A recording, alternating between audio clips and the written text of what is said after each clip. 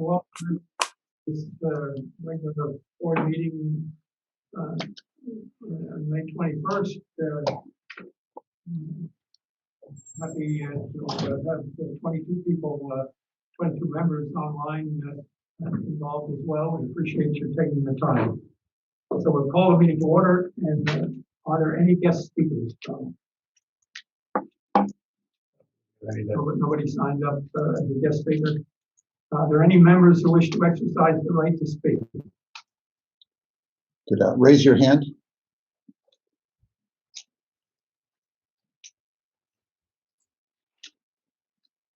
Mark Schwab.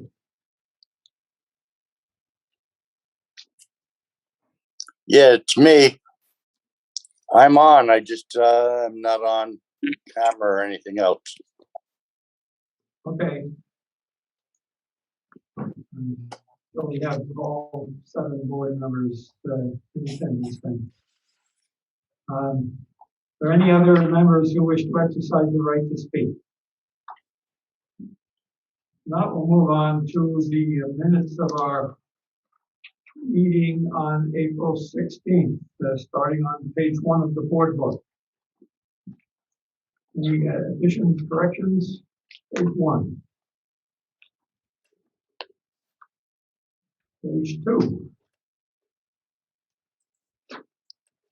Page 3. Page 4.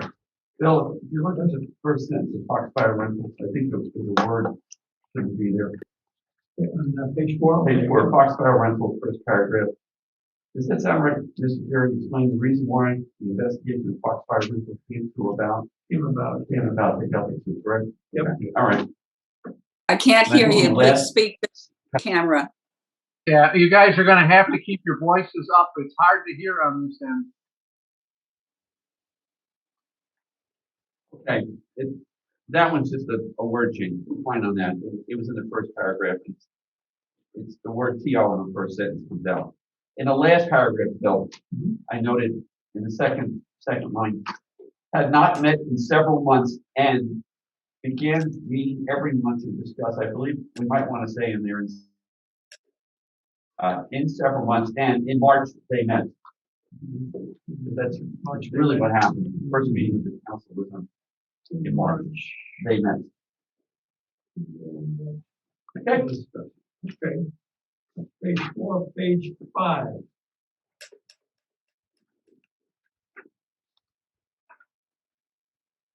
Okay, and page 6. Page 7. And page 8. And finally, page 9.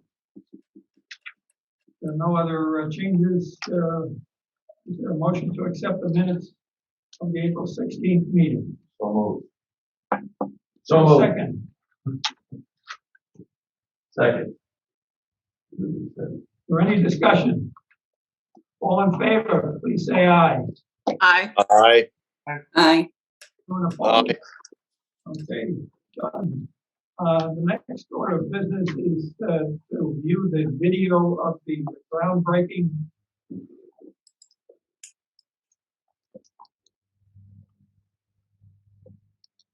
All right, as a way of introduction,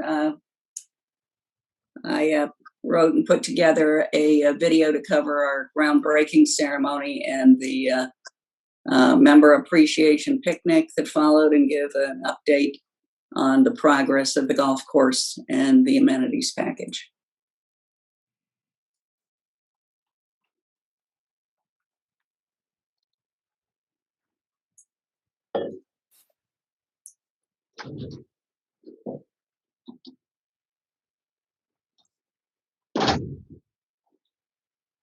So we've got the no audio. No video either. Well, unfortunately, I can't do it on the Zoom. So just for the people in the room, but there's no audio. The source must be different than for the Zoom.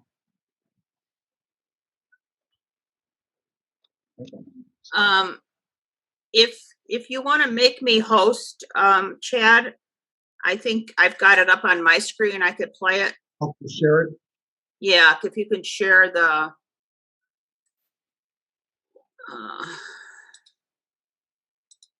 It's gonna make this a soprano pose.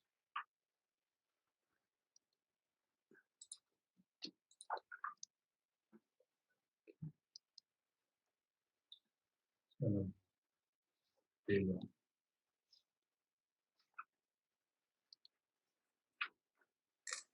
All right, Christine, you got it. Do you see my screen? Not yet. I see you. I have the Foxfire web video ready to go. Yeah.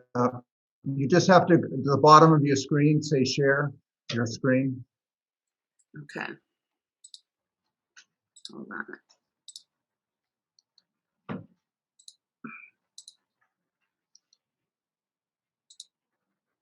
Little green.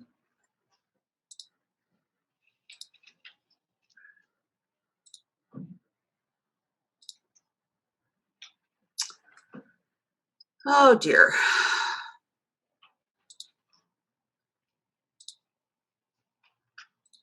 Maybe let's come back to it later. Let me work on this.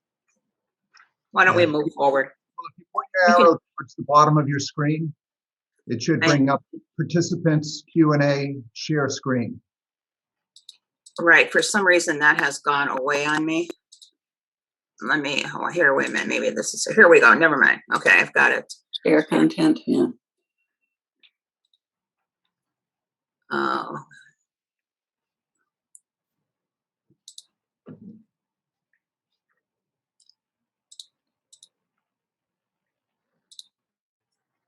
There I you think we're go. doing it. Yeah, there we Okay. go.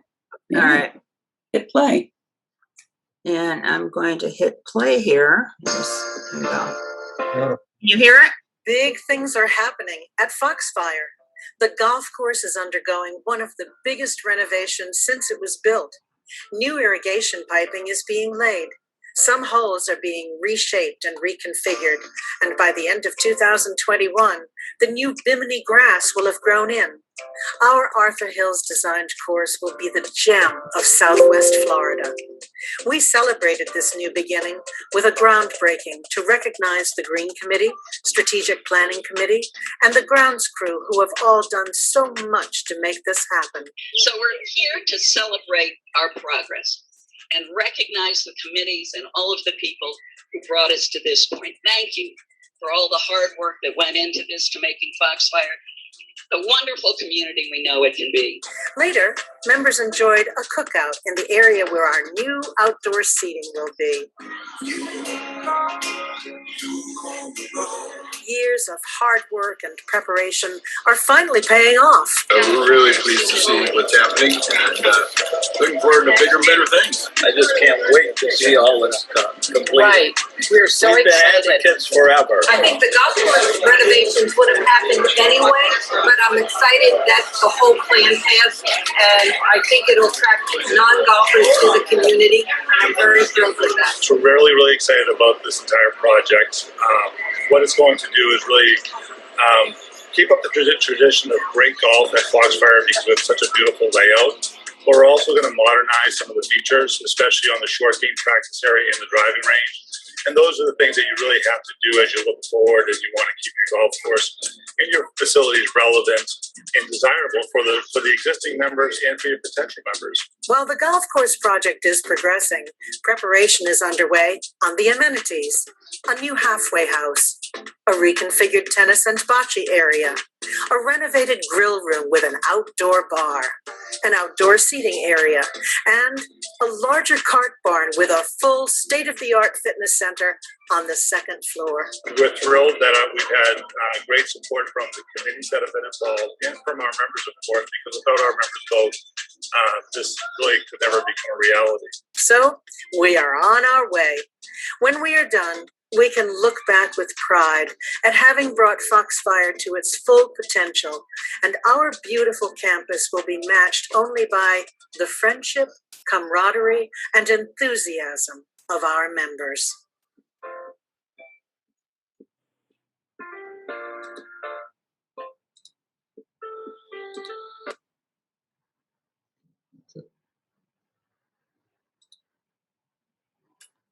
All right, Kathy, I watched it on, online, and it wasn't choppy at all the way it was there. It was quite nice, and I appreciate all your efforts in getting that done. Good. I'm glad you like it. Yes, when people go on the website, then it'll be on the website. It runs much smoother. That was a little jumpy, but you get the idea. And then when will we put it on the website? Now, Today. We're hoping today. Okay, thank you again. And, why don't we move on now to the general manager's report, please? Can you make us host again, Mrs. Sofronic? I'm sorry? Can you make us the host again? Return the host to us. I can do that. I think.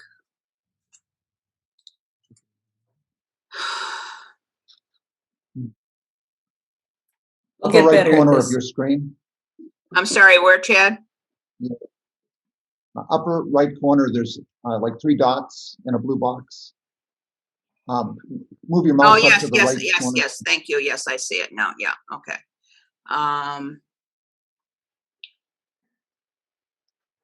Got it.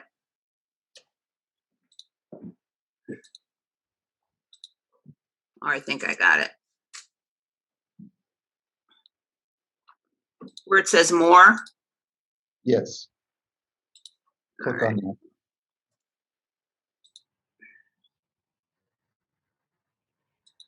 Yeah, it's not letting me do that.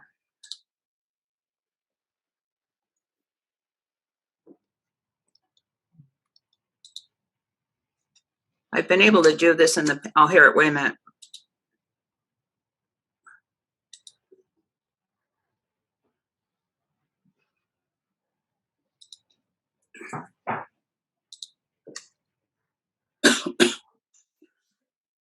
I do apologize. Because I go to share screen.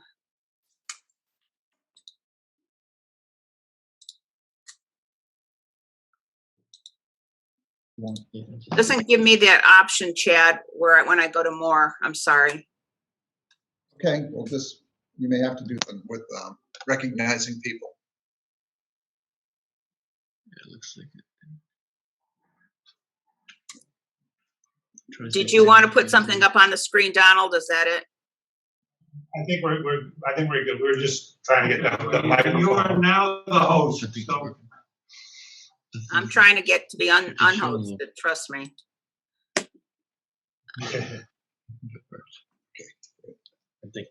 Okay, can you hear me okay? Yes. Okay. All right, we'll do the controller's, general manager's report, rather. Okay. So good morning, everybody. First and foremost, Dr. Cornetto and I had discussed this the other day and wanted to just talk a little bit about our budget process and how we go about with the budget process on an annual basis. So just highlight pretty much the steps that we take. First, we print out a history basically of our last 5 years, and obviously the issues and the changes that we've got to make with the COVID onset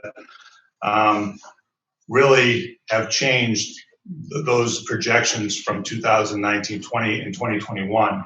So we have to rely a little bit more on some historical data as we build the budget. But ultimately, we start with looking back 5 years, seeing our trends, seeing where we did well, where our shortfalls were. The budgets are distributed to the Finance Committee and to all the members of the Finance Committee and to all the department heads. The department heads will work with a liaison from the Finance Committee that's assigned to that department, review their individual budgets, and then return their thoughts, their projections at a finance committee meeting. At that point in time, myself, the finance committee will review what's been proposed. We'll bring the staff back in for any modifications or clarifications. And then ultimately work through whatever capital requests, whether they're new or replacement requests that are being asked for, the justification for those requests, whether it's an advancement in technology like the TrackMan, or replacing a stove in the kitchen that's 15 years old. And then we'll identify which is new, which we have to fund with cash, and which of those items are replacement items. From that point, we basically figure out how we're going to fund the budget through our various revenue streams, which our only revenue stream is obviously our membership. So whether it's assessment increases on an annual basis, or if it's going to be related to, or combination thereof, card fees, trail fees, card lease, food and beverage pricing, et cetera, et cetera. All of these things are taken into consideration. And once we feel that we do have a solid budget in place, we will present a preliminary budget to the board members. And then with their feedback, come back to the June board meeting with the budget that we feel is the best budget for Foxfire for the following year. Once the board approves that budget with any modifications, we then mail that to the membership by the middle of July, July 15th. And then the budget is officially approved at the August board meeting every year, which is the third Friday in August, unless there's been a change for some other reason. A few years back, we had a tropical storm, so we had to do that on the fly and change the date at the last minute. But that's pretty much how the budget process works. There's a lot of hours that are spent by members of the finance committee, by the department heads, their involved staff, and then ultimately with the board and getting their feedback. The distribution of the budget is so that we can gain member feedback. And as I said, ultimately, the budget would be passed by the board at the August board meeting. So that's this little snapshot of our annual budget process. Any questions for Donald about the process?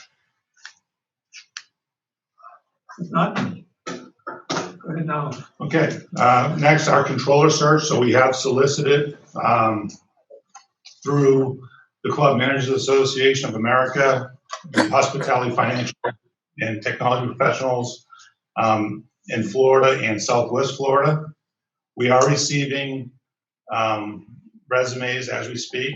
We do have 2 candidates that will be interviewed next week. And we're also perhaps going to work with an executive search firm as well. We pretty much want to see what the results are of these interviews that are already scheduled before we take that next step. But overall, Jim Matheny, Jim Moore, and Kathy Connors are going to have do the preliminary interviews with our HR consultant, Gary Eskin. And then if those candidates they feel should be interviewed formally for the position, then we'll follow up and I will be involved in that process. But at this point in time, we have received 7 or 8 resumes, 2, which, as I said, were certainly people who want to interview, and then perhaps a 3rd. And then depending on the results of those interviews, we'll just decide whether or not we move forward with an executive search team and bring that to the board. But overall, it's going fairly well. And there's a lot of, as we've talked about for the last couple of years, there was a lot of competition in this market. There's been some controller positions right on our roadway that have just been filled in the last few months. And based on my conversations with the various general managers in the area, it has been very slim with the number of candidates that are being tracked for these positions for a variety of reasons. Next is an update on our golf course project. As of today, we should have running water on all 9 holes on the new 9. The irrigation project is moving along very well. It's on time. It's on budget. We already have automated service on 6 of those 9 holes. We plan to have automated service on all of those 9 holes by the end of the day on Tuesday. At this point in time, John, his crew, and GT Irrigation are flushing all the main lines to get any sediment that might be in them, anything that gets pulled up through the pump house, from the lakes. So we're flushing all those lines. Each sprinkler head will have its own address. So therefore, every morning throughout the day, our irrigation tech, John, Jeremy, will be able to monitor the condition of each sprinkler head, and it'll be lit up on the screen whether it's a green light, or yellow light, or a red light. And if it's green light, everything's fine. If it's yellow light, you may have to check the voltage and do a field test. And if it's a red light, then obviously that head will need to be repaired. But the technological advances in the system are amazing, and the way they map and with the GPS, and then the way they are actually going to operate the system is really pretty much cutting edge. It's interesting that when we interviewed Rainbird, and which system we purchased, their position is that they are a technology company. They're not an irrigation company. So any improvements pretty much to this system over the next 20 years will basically be technology updates through their system, which is pretty amazing. So that part of the job is going extremely well. We have closed the Blue 9. The pipes for the Blue 9 are being fused as we speak. Trenching will most likely start on the Blue 9 early next week as we finish up on the new 9. We also have started moving all the dirt to develop the green complex on 9 red, 9 blue, the short game practice area, lowering the fairway on hole number 1 blue. And so our contractors have been in here starting on Monday and working through all of those details. And if you see the drone footage of what 1 blue and the practice area and 9 blue and 9 red look like, you'll be simply amazed if you haven't been in town. But that work is going along very well. Next week, we have the grassing. We will start installing the grass on the new 9. The first thing that will be installed will be the sod around the bunker slopes and around all the drainage inlets. We did rhododendron around every single drainage inlet on the new 9 to provide better drainage going forward. And obviously, the better the drainage is, the better the quality of the turf, the better the playing condition. So a lot has been done from an irrigation standpoint. A lot has been done from a construction standpoint, and things are moving along very well at this time and on our budget. With regard to the amenity master plan, let me say one addition.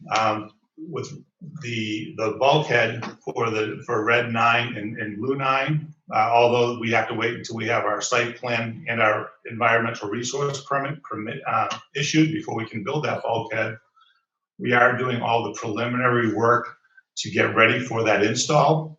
One of the things that we did last week is we were able to install a box between those 2 greens and turn the pipe into the lake so that we can get over that drainage pipe, which we've had on the agenda for some time. We wanted to wait until this spring to do it. There were a few conflicts once we got out there to see where the pipe was and where it was originally located on the as-built compared to really where it was out in the field. In soliciting bids from highly qualified sources, we anticipated spending as much as $33,000 on this change, which we had discussed, as I said, as far back as 7 or 8 months ago.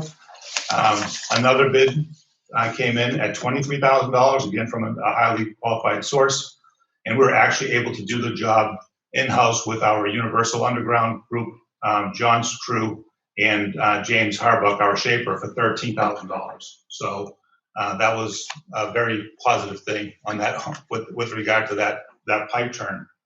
Wow, that's Also, great. the We bulk- saved 20,000 there, huh? Donald? Yes. Donald, before you launch into your report on the amenity master plan, I know one of the things we were working on or hoping to achieve was some cost savings by using our people on the installation of the irrigation stuff. And I know they've been assisting the irrigation contractors. Do you have any sense or estimate of how much we've saved so far, or what we might be projected to save by using our people?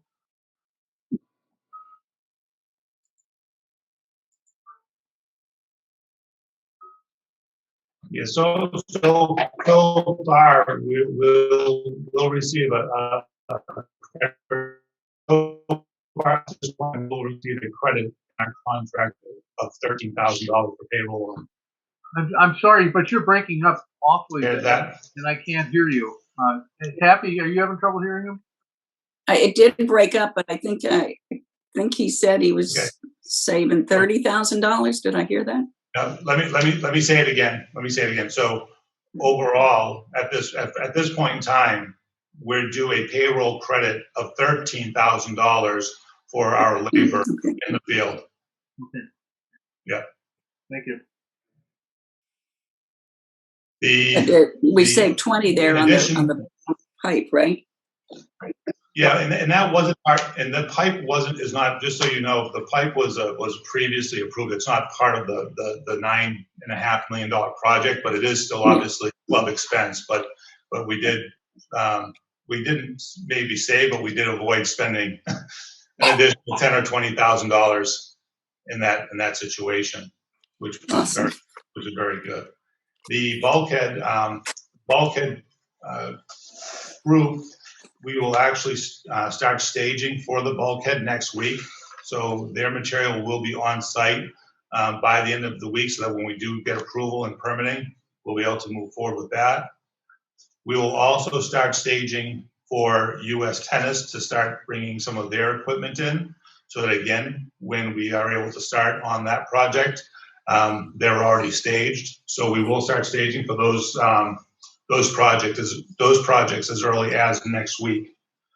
The site development plan amendment application has been submitted to the county, resubmitted to the county. We've gotten our second review back. There are some minor modifications that the landscape architect and that the MHK, the architects, have got to make, and they are making those as we speak. One of the things is they like to discuss with the reviewer prior to the next submittal, because they want to make sure whatever they submit is going to be acceptable before they actually go through that process. So that's where we are with the site plan with regard to the county and the two comments that have to be reviewed. The environmental resource permit through the county cannot be approved without the approval of South Florida Water Management District. And there are some new guidelines that have been put in place in the last year because of the blue-green algae and the red tide issues that we've experienced in South Florida for the last several years. And therefore, there are a couple of modifications that they are requesting. John and I met with Ryan from Davidson Engineering on site to review those modifications. We feel as though we have a very reasonable solution that should be accepted and actually would enhance Foxfire. One of those One of those solutions is actually planting a littoral shelf along 9 Red Lake Bank, which faces 9 Blue. And if we plant that littoral shelf on an 8-to-1 slope with some native grasses and aquatic plants, that should satisfy one request. The other request is something you'll never see, but it's actually a filter that we would put in the grates in the parking lot, which will just keep leaves and debris and grasses out of the water system, which is what they like us to do. So, as I said, Ryan from Davidson is working on that modification, that update for the South Florida Water Management District. Their plan is to resubmit next week to both. And then whether or not they do a 15-day review or a 10-day review or a 20-day review is debatable. They can kind of change the goalposts as we go through this. But overall, I believe the biggest hurdles are behind us. So that's a great thing. We have met with MHK. We've made some. We're pretty much in a position now to release them to do the construction drawings for the halfway house and for the fitness center and cart barn. Once we release them to do the construction drawings, that will take about 8 weeks to complete all of the construction drawings. In the meantime, we're finalizing some details in the grill room and those modifications. But ultimately, it will take 8 weeks for them to do the construction drawings. Once we get the construction drawings, that's when we would be able to go out to bid and get hard bid for the entire project, and go from there. But more than likely, by the time we have construction drawings back from MHK, it would probably be somewhere around the first part to middle part of August. And then again, as I said, once we have those construction drawings back, that's when we would solicit the bidders for the entire project and then work from there. How's that? Good. Okay.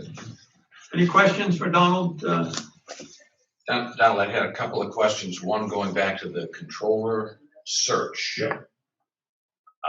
And you said you would come back to the board on a decision on the executive recruitment, or if we have to use an executive. I mean, we've discussed it because we don't have an exact cost on that, but I certainly. Okay. I think the next time we're going to meet the board is going to be June. Right. If we're going to hire an executive search firm, I think we should trust the three individuals who are on the executive search team, Jim Moore, Kathy Connors, and Jim Matheny, and say, go ahead and do it. Let's not wait. Do we have to take a vote on this to say, if you want to make the decision on June 1 to hire an executive search firm, do it. If we don't have to do that, I'd still like to give these guys the authority to. If it's a.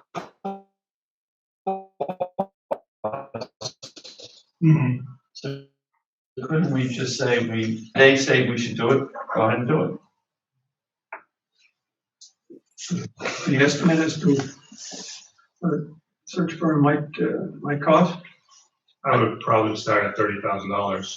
It could go that high, but I think we probably can do this for about 20,000.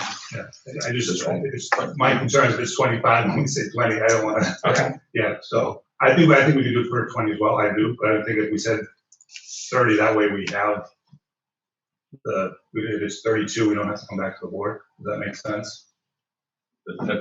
I think that's okay. I think just let's not slow them down. This Yeah, is a critical position. Is there perhaps a motion to expend up to $30,000 for a search firm without further board approval? I would be willing to do that, but I don't know if we can do that if it's not an agenda item. Well, the controller issue is an agenda item. Yeah, not the expense. I mean, I'm okay with it. But I just don't, I want to make sure it's appropriate. How do you feel about it? You're on the that committee. Well, my first thought is that I am personally loath to hiring a executive search firm. I want to see what we can do with the resumes and applications that we solicit ourselves. I don't want to spend the money unless we can't find anybody on our own.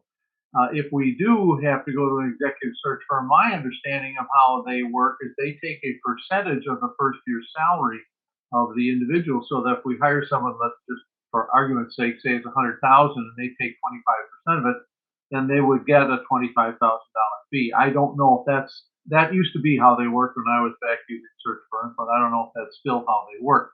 I would like to keep moving on this project where we've got to get a controller. We got to get it sooner rather than later. So anything you can do to facilitate our ability to keep moving forward, I would appreciate. And please understand, I think the sentiment of the committee is the same as mine. We really don't want to use an executive search firm unless we cannot find an acceptable candidate otherwise. So we're not going to spend the money foolishly. I don't think any of us feel that it would be, we'd rather do it ourselves. I think we all agree that we would prefer to find our own candidate. We would only resort to the search firm if we couldn't develop an acceptable candidate otherwise.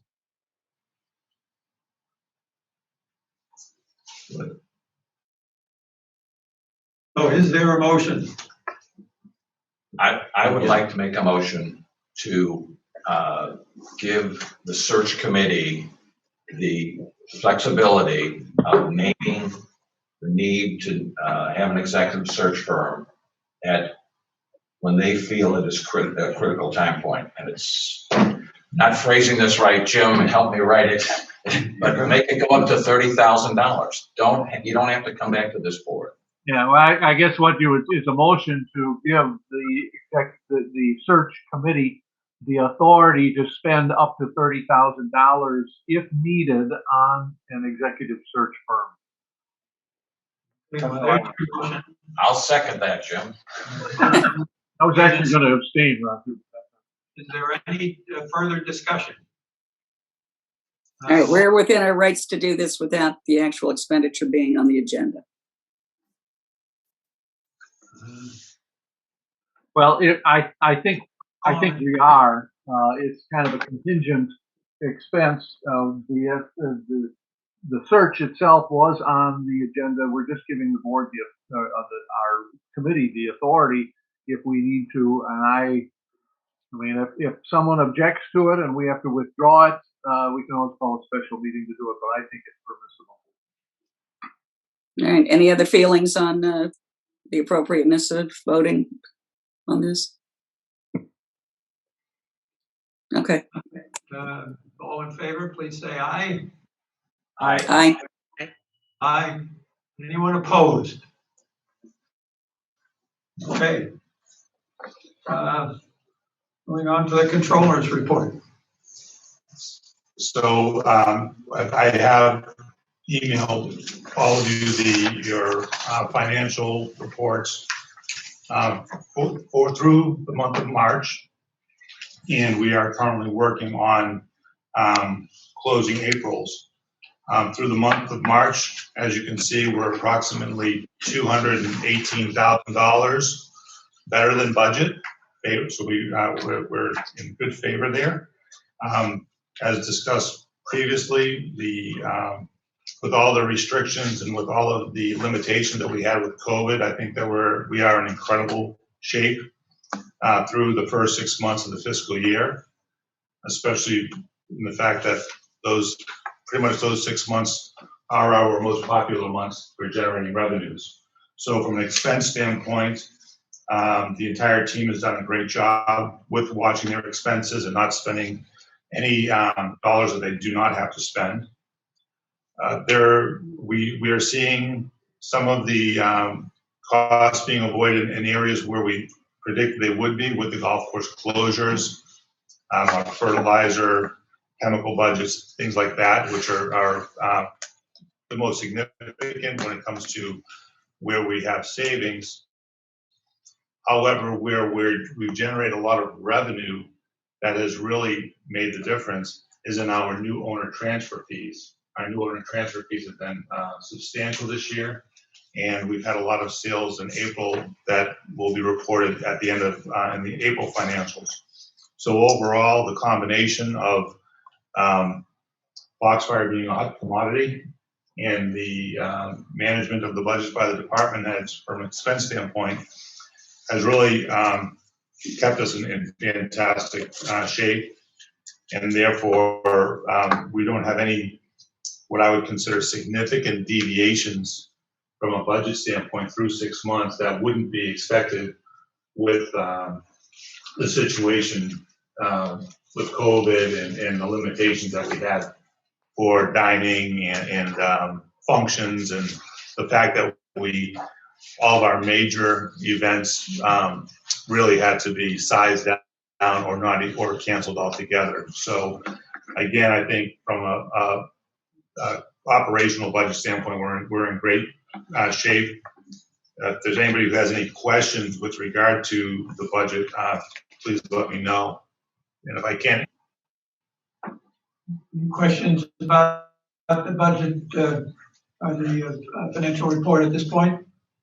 Just a quick comment, the tenant transfers fees were way down, and I'm assuming that's because of COVID and the lack of rentals. Right, exactly. Yeah, there were fewer tenants. There were fewer total tenants. So and you know, fewer tenant population, a much smaller tenant population than normal. Yeah. Okay. I do think the department heads deserve a lot of credit for managing their budgets so well through this whole period of time. Their frugal management is responsible for that $218,000 surplus. Okay, Tom, do you want to continue? Bill, I'd echo what you had to say as an example of what these department heads have done. Every single department is operating below budget on payroll costs.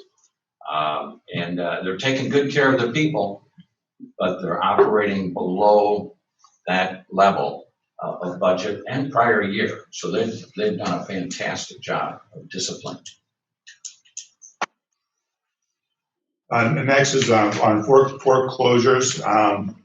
With regard to our delinquent accounts, we have sent letters, the appropriate letters for, depending on the delinquency, the length of delinquency for any members who do have delinquencies.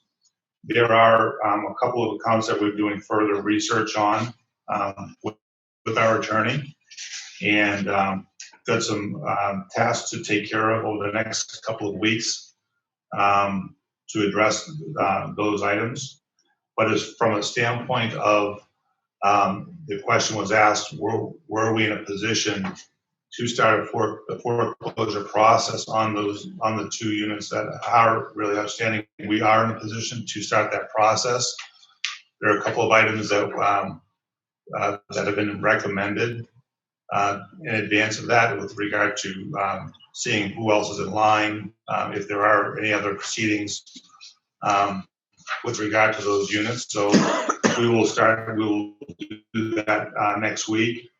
And then, of course, if the recommendation is to start a foreclosure process, then that will certainly come back to the board. We do have some T's to cross, I's to dot, but all the paperwork and all the information that the attorney requires that has been in his hands, and he's up to speed on where all of our accounts are, and that's where that is right now.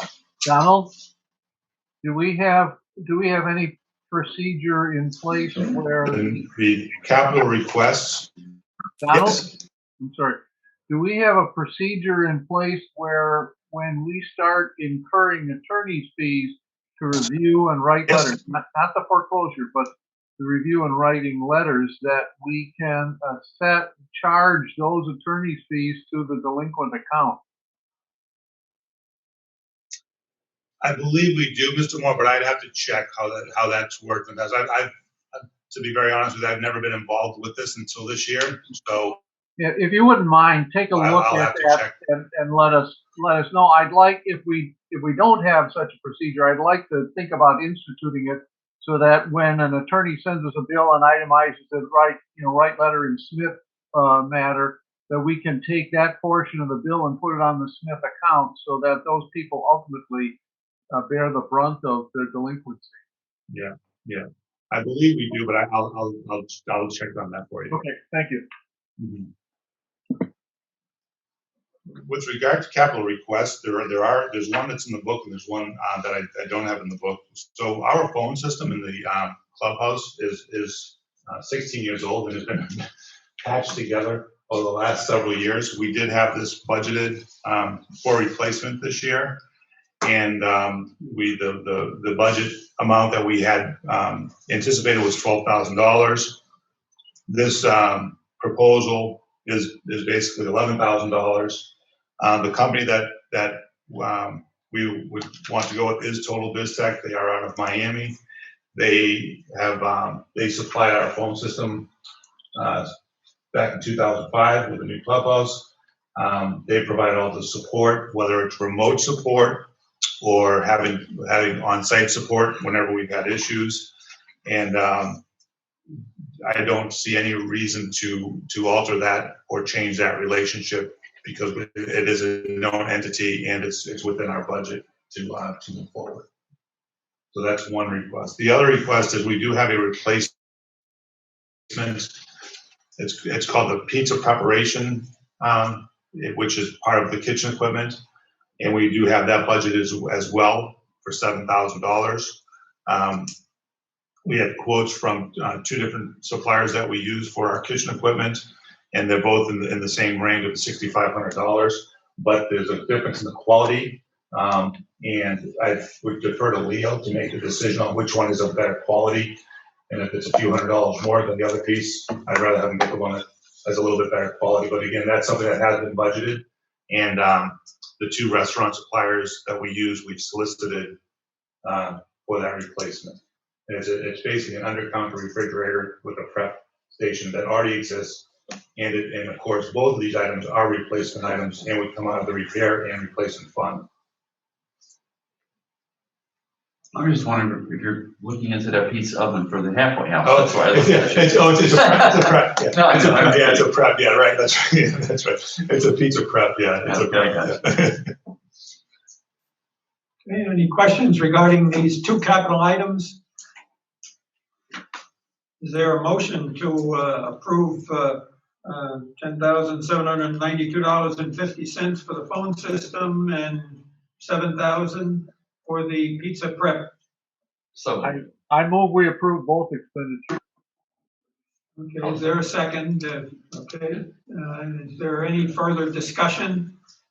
All in favor, please say aye. Aye. Aye. Aye. Is there anyone opposed? So be it. Okay, and then last on our PPP update. So,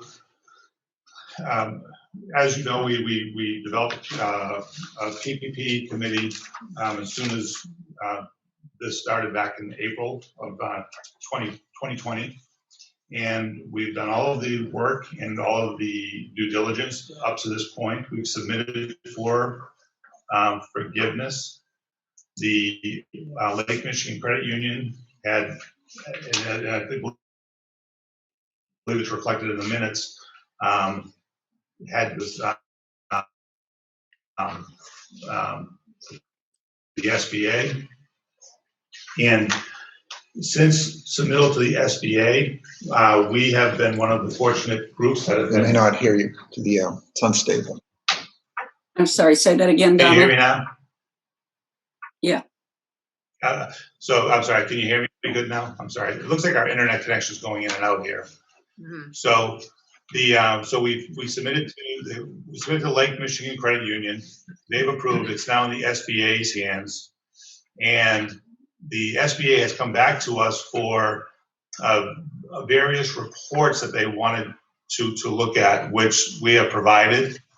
In some cases, we were provided a lot more than what you would be required to provide from a standard position. However, just for the sake of, we've done the work, we have the reports, we've submitted everything that they've requested, and now we're just waiting for our the final determination from the Small Business Administration. We have no reason to believe, based on what we were actually, what we actually would have qualified for, and compared to what we've submitted, we certainly work within all the realms, comfortably within all the realms. And again, we're just waiting on their approval to make that loan a grant. And I know several of the clubs in the area have been forgiven already, but as the discussions I've had with Geraldine, our interim accountant, and with some others, there is a draw, and they start just pulling it apart. So in our case, they've done that, but we've got all the detail to provide to them, and we have no reason to believe that will not be forgiven and brought to grant status. So that's where the EPP is at this point in time. Donald? Questions? Yeah, Donald, on the controller's report. This is Jim Moore. Can you hear me okay? Yes. I have to say what I said at our last meeting with the 401k committee, Donald. Yes. On behalf of my fellow board members who are further north, we're having trouble hearing things because the internet connection down there seems to vacillate, and sometimes the picture freezes, sometimes the voice stops, and I'm wondering if we can't get some consultant. I don't know if it's a matter of getting a repeater or whatever they call those things that extend the Wi-Fi range, Wi-Fi repeater into that room, or do something to improve the quality of the transmission, because it is frustrating at times not to be able to hear or see what's happening because things freeze up on the screen.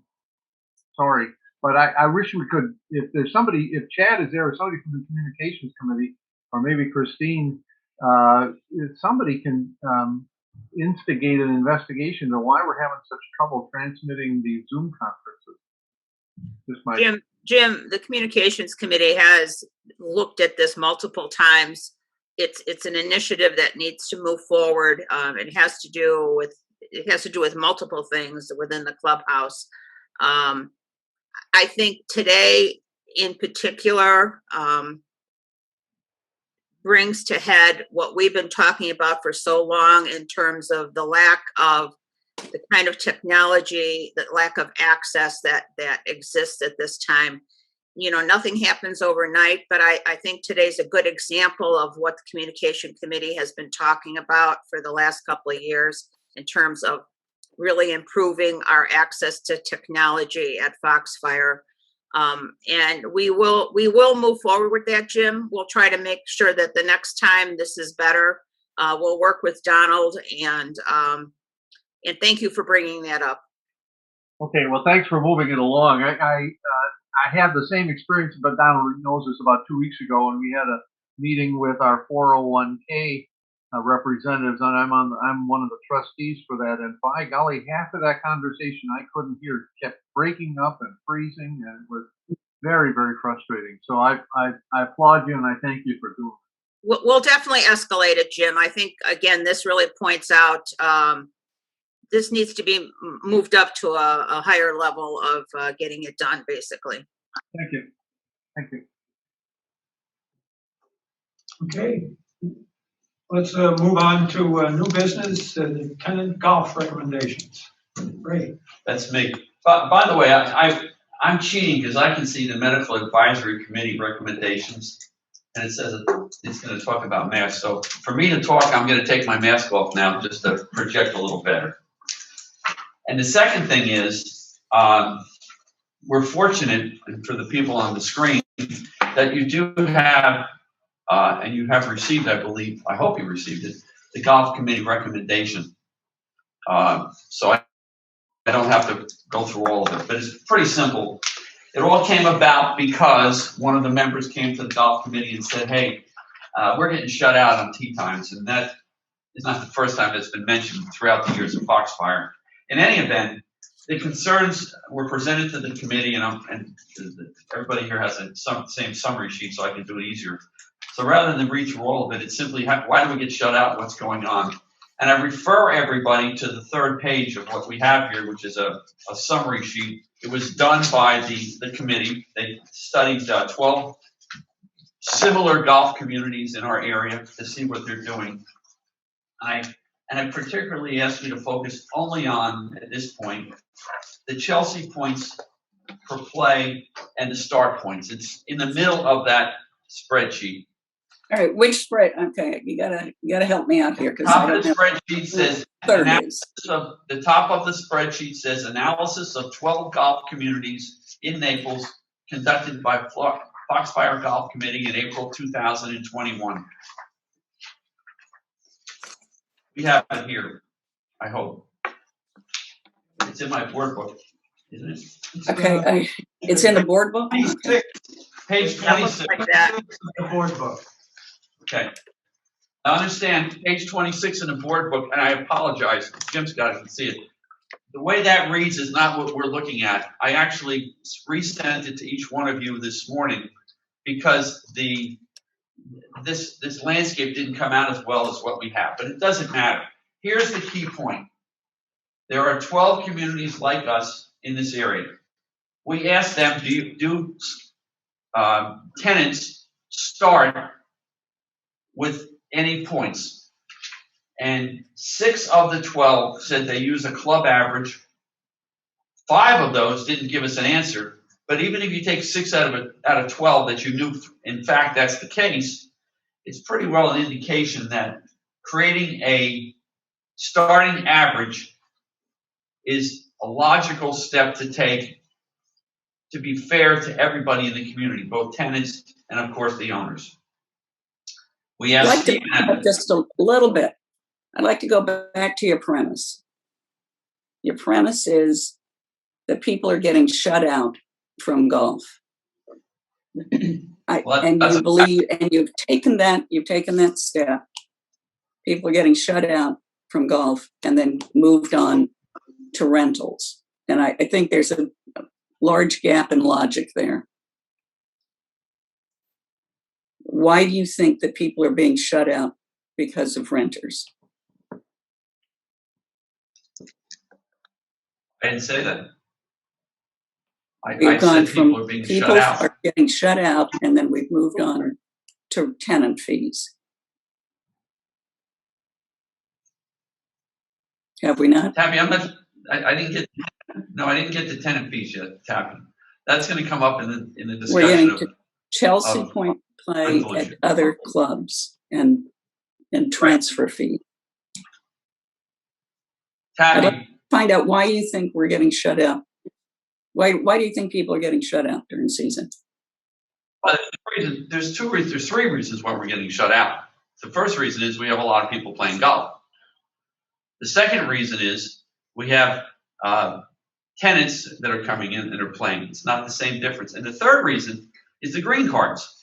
We had a significant number of green card rentals or plays in the month of March. Those are the 3 reasons. Okay, so why are we not addressing the more play or the green cards? Why are we talking about tenants? We're talking about the tenants here because in the first 2 weeks of the month, the tenants come in with a 0 play count, which is not equal to the play count of the owner. Therefore, tenants have the opportunity to get a better tee time during those first 2 weeks versus the members. Right, and they haven't played at all since when they come in, and tenant and owners have played. Okay, but so what? So why would they not have more? Why would they not have better access to tee times, not having played at all? I think you're making And it's right there in the golf recommendations. Where is our priority as investors? I'm not sure why you think we should have priority. Tenants appear to have an easier access to open times. You know, all of this is presented without data to support it. Wait, hold on. No data is being presented. The first data we're presenting is the average of similar communities. That's data. What Other data? communities are doing exactly what the golf committee is suggesting. Correct? I'm sorry, you are, okay, you've got the other communities and you have their transfer fees. No, focus only on the starting point. That's what we're talking about. The starting point being? The starting point being the number of points that when the month begins or within the 2-week period begins, right, each of us has on our Chelsea account. Right. That's what we're talking about here, right? Well, no, you are moving on to the assumption that tenants have a clean slate and that is a cause of owners not being able to get tee times. No, what I said was in the first 2 weeks, they get preferred tee times because of the starting point. Because they start with a clean slate, because they haven't played. And owners who are here have played. And that's the way Chelsea works, that the more you play, the less access you have to preferred tee times. It's the way it works in Foxfire, Taffy, but it's not the way it works in similar communities like ours. Because other communities have adopted a club average. Some did, yes, I can see that. But of the 12-week canvas, 6 told us they did, and the other 5 didn't give us an answer. So they may or may not do it, but I'm saying, to be fair, let's say they're not. All right, and I warned you at the last meeting, I think your logic is specious. I think that you are making an assumption without support. I believe the support, again, is the fact that similar communities are doing exactly what we are doing, which is leveling the playing field at the beginning of every month so that tenants and members are equal in basis. And because someone is just arriving as a new tenant, they should not be placed ahead of the average of the community. That's your belief, that they should not. You put should in there, and that's your belief. The tenants should not. The golf committee's belief. That's the golf committee. I'm the representative. I'm giving to you what they want to do.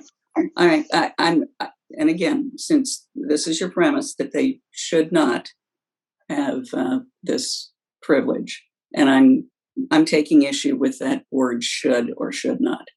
I think it's important to recognize that no one's trying to take away privileges for tenants. We want them, what I'm hearing the golf committee say is we want them to come in at a member average of plays. So they start so we all start on a level playing field in order to get tee times. It's not a level playing field because tenants haven't played and they're getting played. Tenants are not owners here; they are renters here. They're rent. Yeah, I know, and I know, and the belief is that owners have a priority and that renters don't. How many renters are on the golf committee? They don't have a I don't think there's any members, any tenants that can be on any of our committees. Well, that's my point. You didn't get any input from tenants. The previous month's renter would have had a play count. Yes, the previous month's renter would have had a play count. Yes. To be fair, if it's a previous month's renter, it's under the 9,000 number that's assigned to them. I'm looking at them. They've got a 9,000 number. If a new tenant came in, they would have a new number. If the same renter rented for 3 months, what's being suggested by the golf committee no longer applies.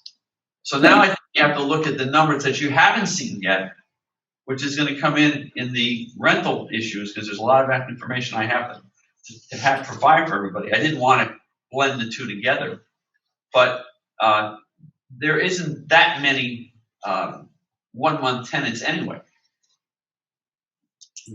All right, I'm just, my point is, and I just want to go on the record as saying we can proceed, but I believe that the starting point of this survey or investigation or data analysis is biased. And I just want to add that as I'm listening to this, I feel that we are not valuing our tenants in terms of what they also bring to Foxfire in terms of revenue. I don't think it's a group that we want to exclude necessarily and limit their access. But I'm uncomfortable with the negative feeling I get when we talk about tenants in a less than positive light. Many tenants turn into owners and they purchase here. Respectfully, I don't think I said in any of my words anything negative against the tenants. What I said was that we looked at other communities, we being the golf committee. They looked, okay? They looked at other communities and they established a standard that they're recommending that's equal to those other communities. So it's not what we're saying, it's sort of what the market is doing. So everybody understands we're talking about 1 month tenants per our records of 45 units in the entire 2021 season. And for 2 months, because that would happen, they would be hit once, it would be 33. Let's also talk about averages. If you're a 2 month renter and you come in January, it doesn't make a difference. Because in all likelihood, January is so slow, you're gonna get a preferred tee time, okay? Here, it's 45 1 month tenants that we're talking about here of a community of 931. And if we want to get the actual number, and you're going to see it later, it's 13.3% of our units are rented. So roughly 87% of our units aren't rented, and that's owners responsible. So if we are concerned about the 13% more than we are about the 87%, that might be an issue. Well, my question would be, if it's only 13.3%, why are we talking about changing policy for that small an amount? Because the golf committee felt it would be an appropriate way to handle it, to allow all active residents of Foxfire to start the month with the same average. And that's what's going to happen if this is enacted. Everybody will start with an average. By the way, the average is 4.5 in Foxfire, and the committee is recommending 4 to be even fairer about it. They could say 5, a 5 count for 2 weeks. They're saying 4. All right. Well, this policy is weighted in favor of owners, and I'm not sure that that's a good way to go. Ray, who gets shut out? I mean, it's the people who play the most golf, right? Yeah, your shutout situation is a totally different animal. It goes a little further into what I've done here. Most of the shutouts don't occur from an individual basis. They rather occur from the groups that happen here. And you get 12, 14, 12, 16, 20 guys or gals that play together. Their likelihood of shutout is greater because it's a bigger number. Okay? And maybe that's just the way it is. When things are busy, to have 16, 20 people or even 12 people play together, that's difficult. So that's where the shutout comes. To get a little further into this, and this is just an aside, one of the other things that happens here, and I've lost my page here,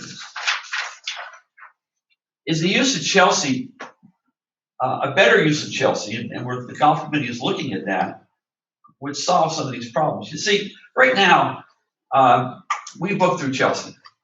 I'm looking at the 4 people here, us 4 are going to play. We get shut out as a foursome. but probably about 30 to 35 rounds of golf on a daily basis are available, individual rounds. So, okay, I can't play today. I'm looking at Roger. Roger says, I don't want to play, listen with the foursome. I want to play. I can go into Chelsea right now, it's calling the pro shop, and say, is there a time available? I can still play golf. I just don't have the enjoyment, Bill, of playing with my group. What the next step to this is something that the golf committee is looking at, and that is to modernize Chelsea to the member. Get them to use Chelsea to go in and see where the available tee times are. And if, again, I'm using myself as an example, and I say, oh, wait, I see Roger and Donald and Bill are playing. I'll sign up with them. They have an open spot. Right. Okay? Right. I can do it, I can do it myself through Chelsea. It will go into the pro shop. The pro shop doesn't have to take the phone call, look for everything. It all gets done. And it also updates. I believe before I became a board member, but didn't we pay for some iPads to be used? Right. Okay. So now the iPad is sitting with the starter, and immediately in his block for the 8:45 tee time, Ray Garrity's now playing with 3 other people. So, Bill, to your point, there is a way to mitigate this. It's an education process. That step 2 is on the second, maybe the third page, which I don't know how it worked it out. Page 24. Okay. But the point is, there's the availability to do this, and a renter can do it, or a tenant can do that too, because they have a 9,000 number. Why don't we look at that for a second? Is there a problem implementing that?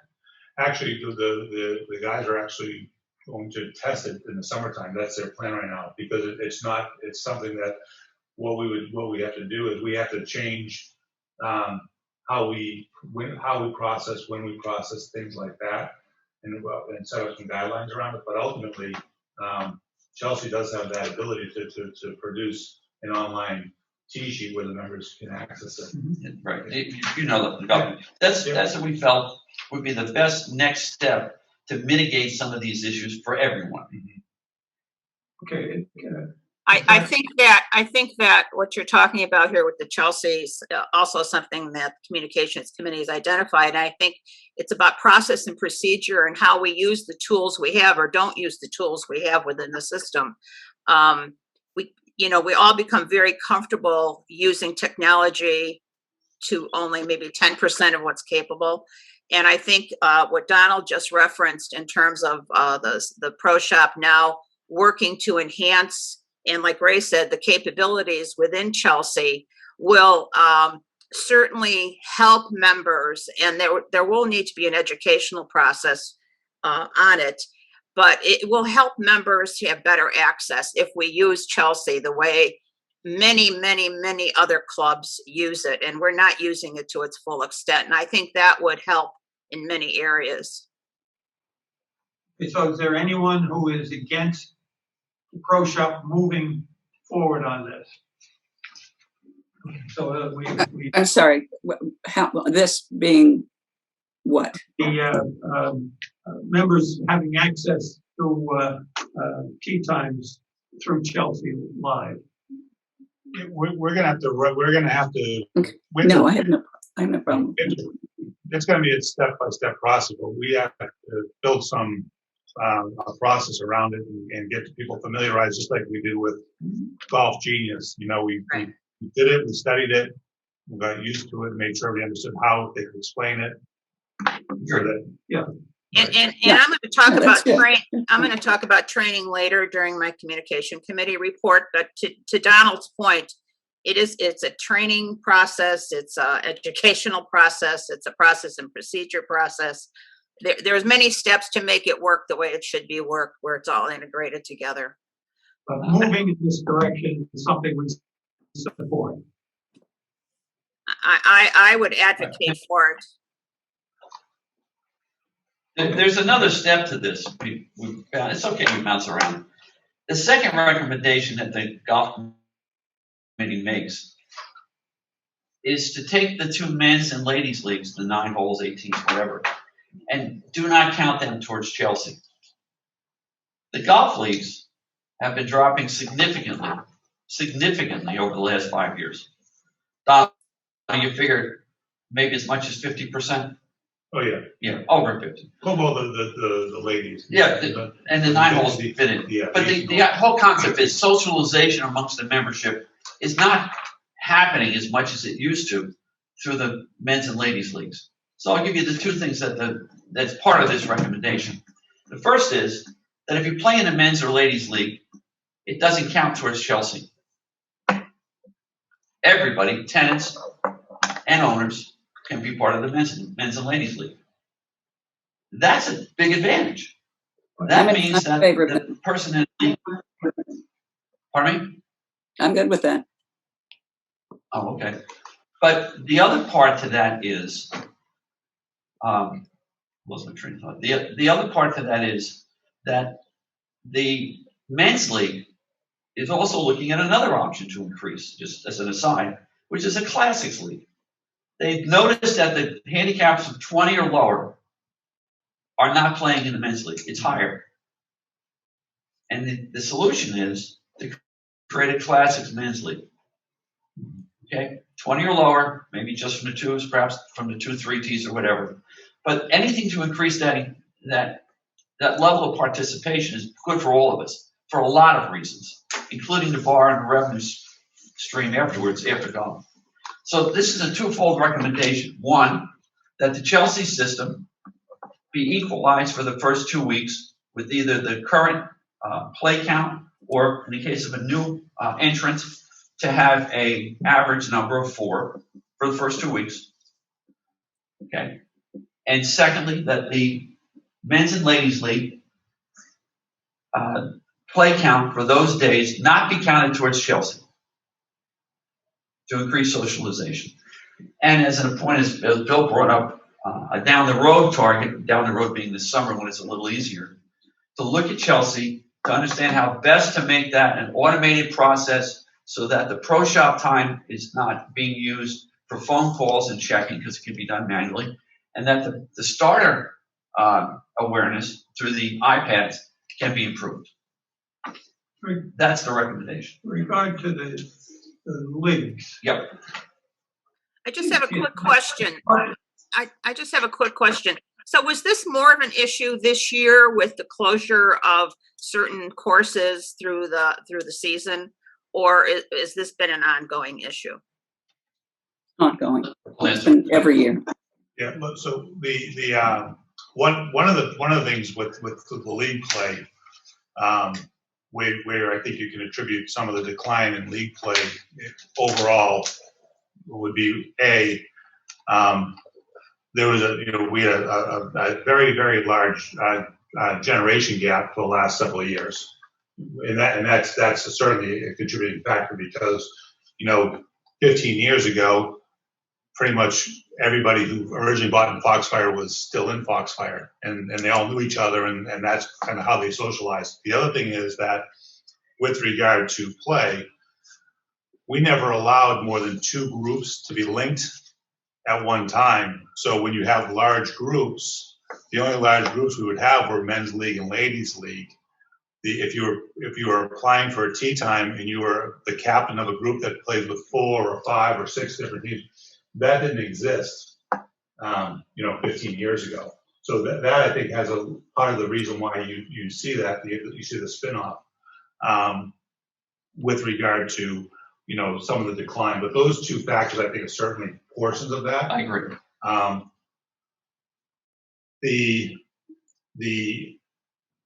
There's a couple of items that have to be addressed, and I think have to be thought out. I think Dr. Cornell, do you want me to address this, or do you want to? Well, I would just make the point I started to make. Number one, I don't think the purpose of the Chelsea system is to foster league play. And secondly, if you don't assign points to league play, you're going to hurt the people you're trying to help. Because the players who play less frequently are going to have a lower play count. And, the players who play a lot are going to be further disadvantaged. Sorry, I didn't follow that. Say that again. So basically, what happens, and again, this is just from a discussion standpoint, so you kind of take these considerations as well. And again, this is just discussion points. If you're not assigning points to people who play, the two members who play in league play, if you're not assigning points, first, as a member of any league, you already have a preferred time, because regardless of your play count, if you're a league play member, you're going to be guaranteed a tee time on Tuesday or Wednesday, regardless of who else is in the field. Your play count has nothing to do with that tee time, guaranteed. It's not, yeah, it's totally irrelevant, right? So now, if you take that guaranteed tee time, you don't assign a point to that, league players could be viewed that league players have an advantage over non-league players because they're playing an 18 or a 9-hole round that's not being assigned. And when the non-league players are applying for tee times on Thursdays, Fridays, and Saturdays, it could be viewed as unfair to the non-league players. I understand what you're So again, saying. it's just one of those things. So I hear what you're saying. Okay.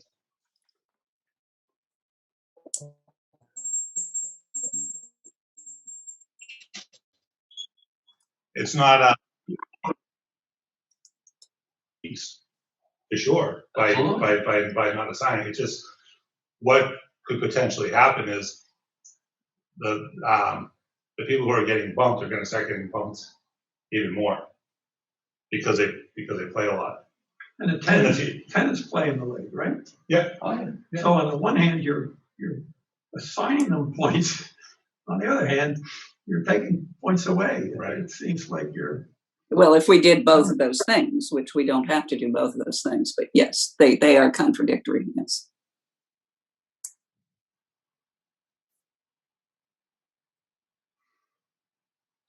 Yeah.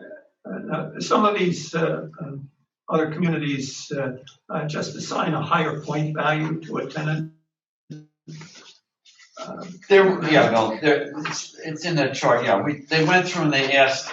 These are all the questions, but they asked, do you assign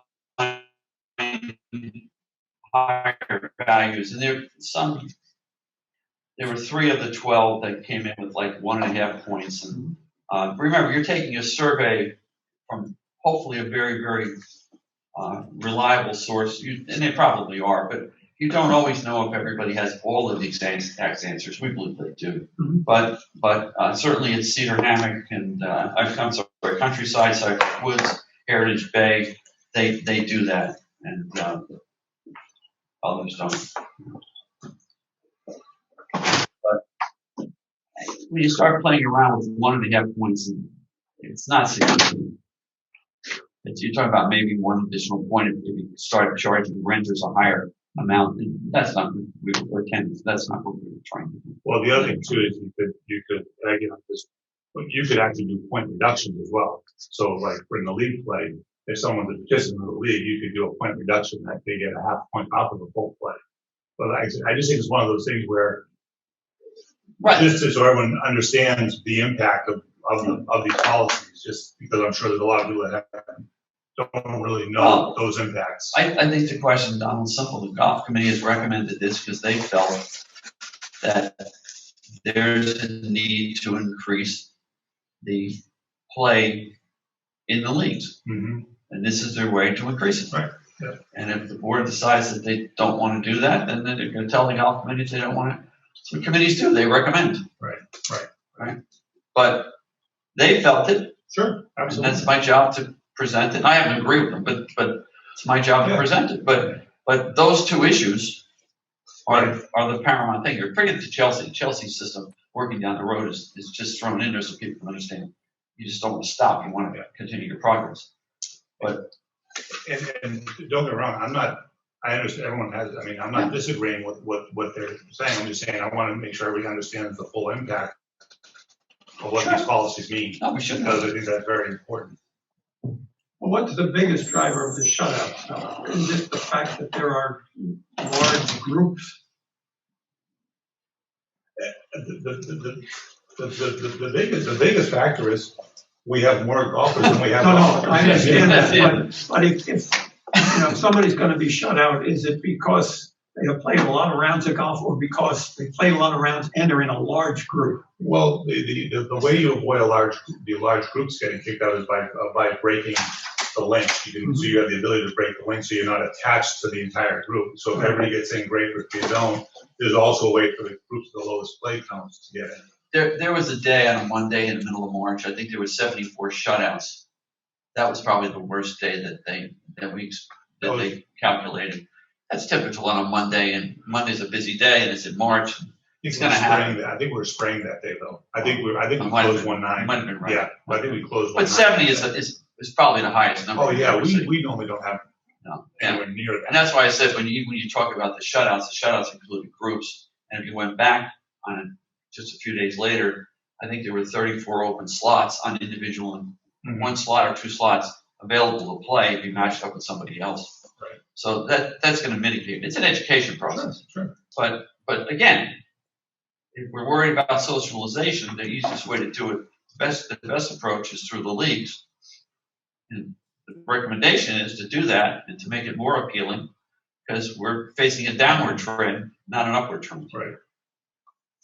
I'd like to point out that something we haven't discussed, that one of the reasons for shutouts is that one or more of the members of that group has a spouse that plays, and they have an unusually or a higher than average Chelsea point count because two members in the household are playing.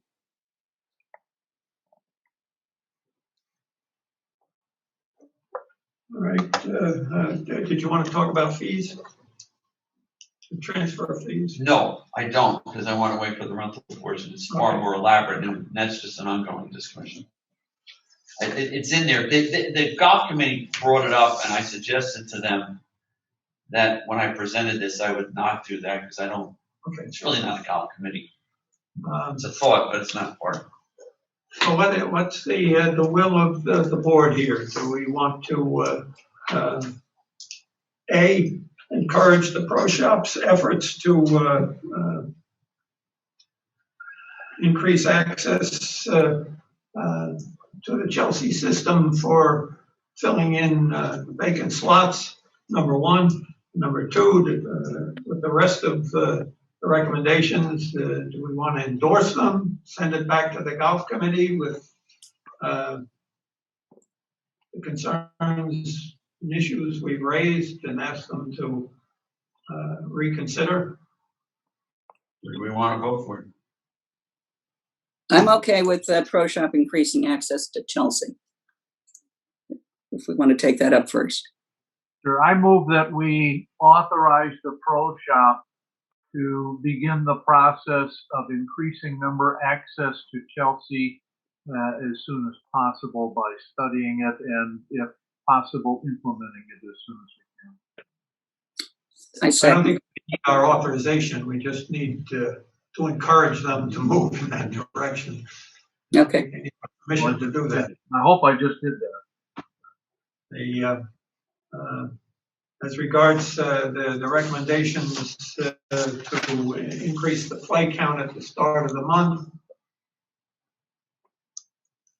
To the average. To the determined average of 4, which is, it's 4.5, so we'll make it 4. You're talking about new tenants would be given a play count of 4 when they move into the unit. The first 2 weeks, until Chelsea opens. I would oppose that. I'm in favor of it. I think it makes sense that we should start them up with that bogey. Yeah, I agree. It's for the proper number. 4.5 is our average.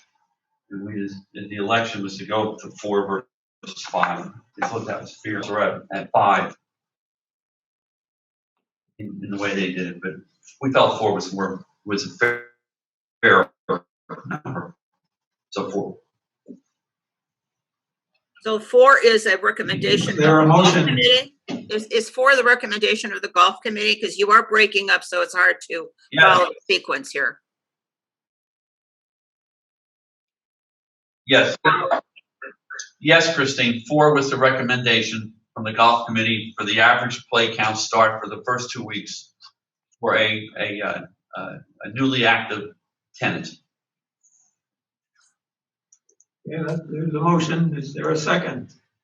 I'll second it. Any further discussion? And we, All in favor of- if we still have problems with shutouts next year, even with this 4-point start, can we revisit this? Because I'm not convinced that this is the reason for shutouts. We can always revisit it, Kathy. Okay, there's a motion on the table to have a starting play count of 4 for new tenants. And it's been seconded. Is there any other discussion? All in favor? Aye. Aye. All opposed? I'm sorry. Do the ayes again. Aye. Okay, I see. Four ayes. Mark, you voted? Mark voted yes. Okay, so there's 4. All opposed? Opposed. I'm opposed. I think it was 5. I think Christine voted yes. Oh, Christine, you voted yes? I did. Mhm. Okay, so it's carries by a vote of 5-2. So henceforth, tenants will start with a play count of 4. And when is this going to be implemented? We'll figure it out by November, December. Okay. So Yeah. to be instituted next season. Yes. Okay. And how about league play? Chelsea points on league play. Should we vote on that? Yes. Okay, is there a motion to eliminate point counts for league play? Can I, Can we, either eliminate or a half a point, or a rebate of a half a point? I don't know. Do we want to work that out? I mean, is this something that should go back to the golf committee to think about, whether they want to eliminate the play count or do a half a point? Because, as I say, as Donald explained, it could negatively impact the players who play a lot. Because all the other players are going to have a lower play count. Well, we have to balance. Yes, it would negatively affect people because league players would have a lower point count. And then we have to balance that on how much do we want to support the leagues and beef them up. So, yes, there would be a negative impact and there would be a positive impact. So we have to balance those. Well, can we ask the golf committee to reconsider that? And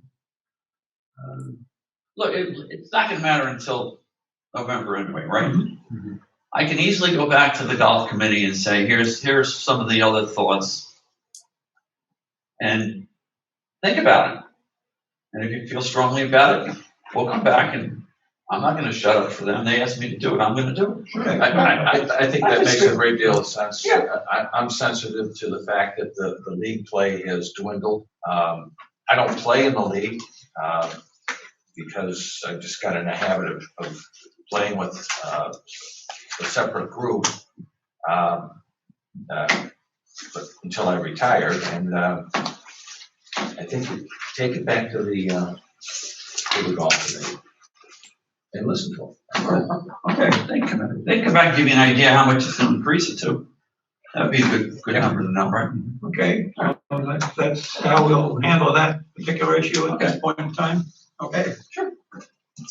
Anything else regarding the tenant golf? Ray? No. Okay, you want to move on? Now I'm on to the good one. Old business rental issues. Yeah, that's the one that's the thick file here, but we talked about some of it in this discussion here. It's in the board book. As I said earlier, I recognize that some of the pages got a little skewed, so we fixed it up. Everybody has received it either by me handing out replacement pages, or for the people on the screen, you received an email from me earlier this morning when I thought you should have it. So we're all going to have the same information. I could go through this and talk, and we can talk about it again, but I'm just thinking if we just start the conversation as a discussion, it would save us a lot of time. I'm only going to bring up what I believe to be the 4 key issues that are involved in this study. And by the way, before I forget, and I apologize, Bill, because I did look at the meeting minutes from last time. I forgot I was supposed to recommend people for this committee. So I'm not going to tell you who I put on the committee, who we've talked about, and it's been a casual conversation and an information gathering session. There's no, anyway, Margie Murphy came over from the golf committee because she had worked on what we talked about a little earlier. Stu Burkhead joined because I went to Lynn Anderson and said, do you want to be part of this? Because I think it's going to, she said, I got a lot of work on my plate. I certainly understand that. So Stu volunteered as a representative from finance. And then I went to the President's Council and said, okay, you 17 people, who wants in? And 3 of them volunteered, thankfully. They're a little independent group right now. And that would be Don Straka, who's president of the 4 Commons over at Foxmoor, including Foxmoor 3. Bill Delsignor from the Verandas. And Mary Jane Adams came in from Foxwood. I don't know which one of those 3 it is, but she's representing those people over there. All very helpful. And then I acquired a legal source, Jim. I went to Jim Moore and said, hey, let's look at this contract. And I became a very faithful transposer of Jim's thoughts. And Jim, we've agreed that what we put together here is a good starting point for the rental transfer agreement. Well, since you and I both worked on it, I think we have to agree to the starting point. Yes. So anyway, that's where we're at. And this is what it all comes down to. And I'm going to go through the pages that you see them here. And please, let's just stop me when you have a question, what we want to talk about. But the first thing I thought was necessary to understand our bylaws. And what this is all coming down to is a very simple point. Our transfer process is not really in alignment with what our master our covenants say. So I'm going to give you the actual sections in the bylaws so you can check later, but I'm giving you what it says, and believe me what I tell you. Okay, you can always check me. But 2.3 talks about what the lessor can declare, and it's very simple. He can say, I relinquish, or she relinquishes all rights to the club common area. The club common area is all the amenities plus the golf course and the driving range. Alternatively, in the next sentence in 2.3, it says, but the lessor can specifically reserve the right for that member to use the club common areas. So in the same 2.3, it says, you can relinquish it or you don't have to relinquish it. It's kind of a weird way of writing it. But either you have club common area or you don't. That's issue number 1, because we presently allow tenants to come in and create a social membership where they're allowed to use everything but the driving range and the golf course. And that's not what 2.3 says. So right off the top, we've got an issue. 2.7 goes on a little further, and it says a member may delegate his rights for whatever, and it says it here. What's interesting here, it does say that the third bullet point, it talks about written notice. That does not talk about a tenant.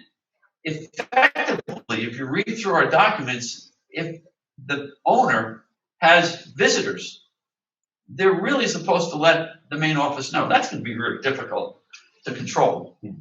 But that's what it says. I have it in parentheses, bullet point 4. A member who has delegated his club common interest areas use privileges may not use the club common area during the period of delegation. Well, that's what it says up top. You can give it away, you give it away. Okay. And then there's Jim, you mentioned earlier, you were talking about, I I think it was earlier, but the process of how it goes through for review with the general manager, board of directors, the statutory rules. That's in 2.8. You can certainly read that. The bottom paragraph is the important part of this, which is how we handle the transfer of a social membership, whatever that is. And it, certainly the member can retain his rights. However, it does not appear for an allowance for the tenant, for the owner, excuse me, to go to the tenant and say, okay, you can use some of the common areas. Effectively, we're creating another membership. And that's something that we have to address as a board. Good so far? Okay. Now let's talk about what happens during this rental process. And this goes all over the map. Some sub-associations have their own application. I have 3 that have been given to me for reference: Fox Hollow, Verandas 1, Verandas 2. They're all different.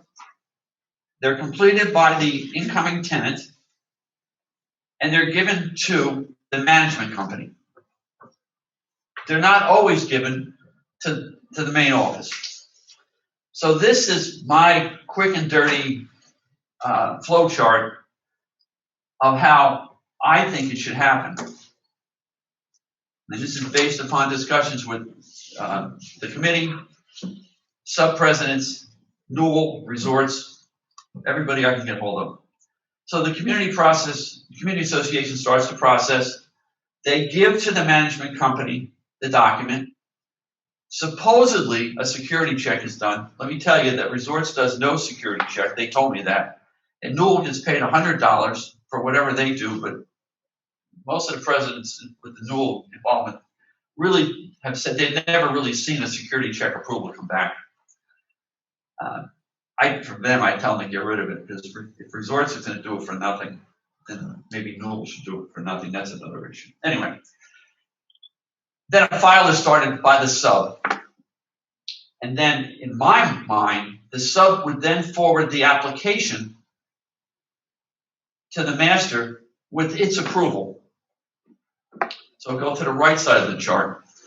The Foxfire office processes and reviews the approved app from the sub. If they reject it, they tell them why. At least it's not accepted. It's the tenant or whatever. If they accept it, the tenant, they advise the tenant of the amount they owe for the transfer. The management company is given a copy so they know that it's been approved. And the sub-community is given a copy so it's approved. Okay. When that payment is received, the tenant should be supplied a copy of the tenant policy. And I'll show you why. It gets hazy in a second when you look at our current form. They issue the ID, the transponder, and this goes on to the tenant list that Layla does and that we gave to the subs recently, and it was very helpful to them. We're back to the management side now. The management company updates the file, advises the owner it's been approved, and then they give to the tenant the rules and regulation from the sub-association. We can talk about how that gets done in a second. But that's the process that I think is necessary. It has to be an interplay between sub, management company, main office, back to the tenant and to the sub.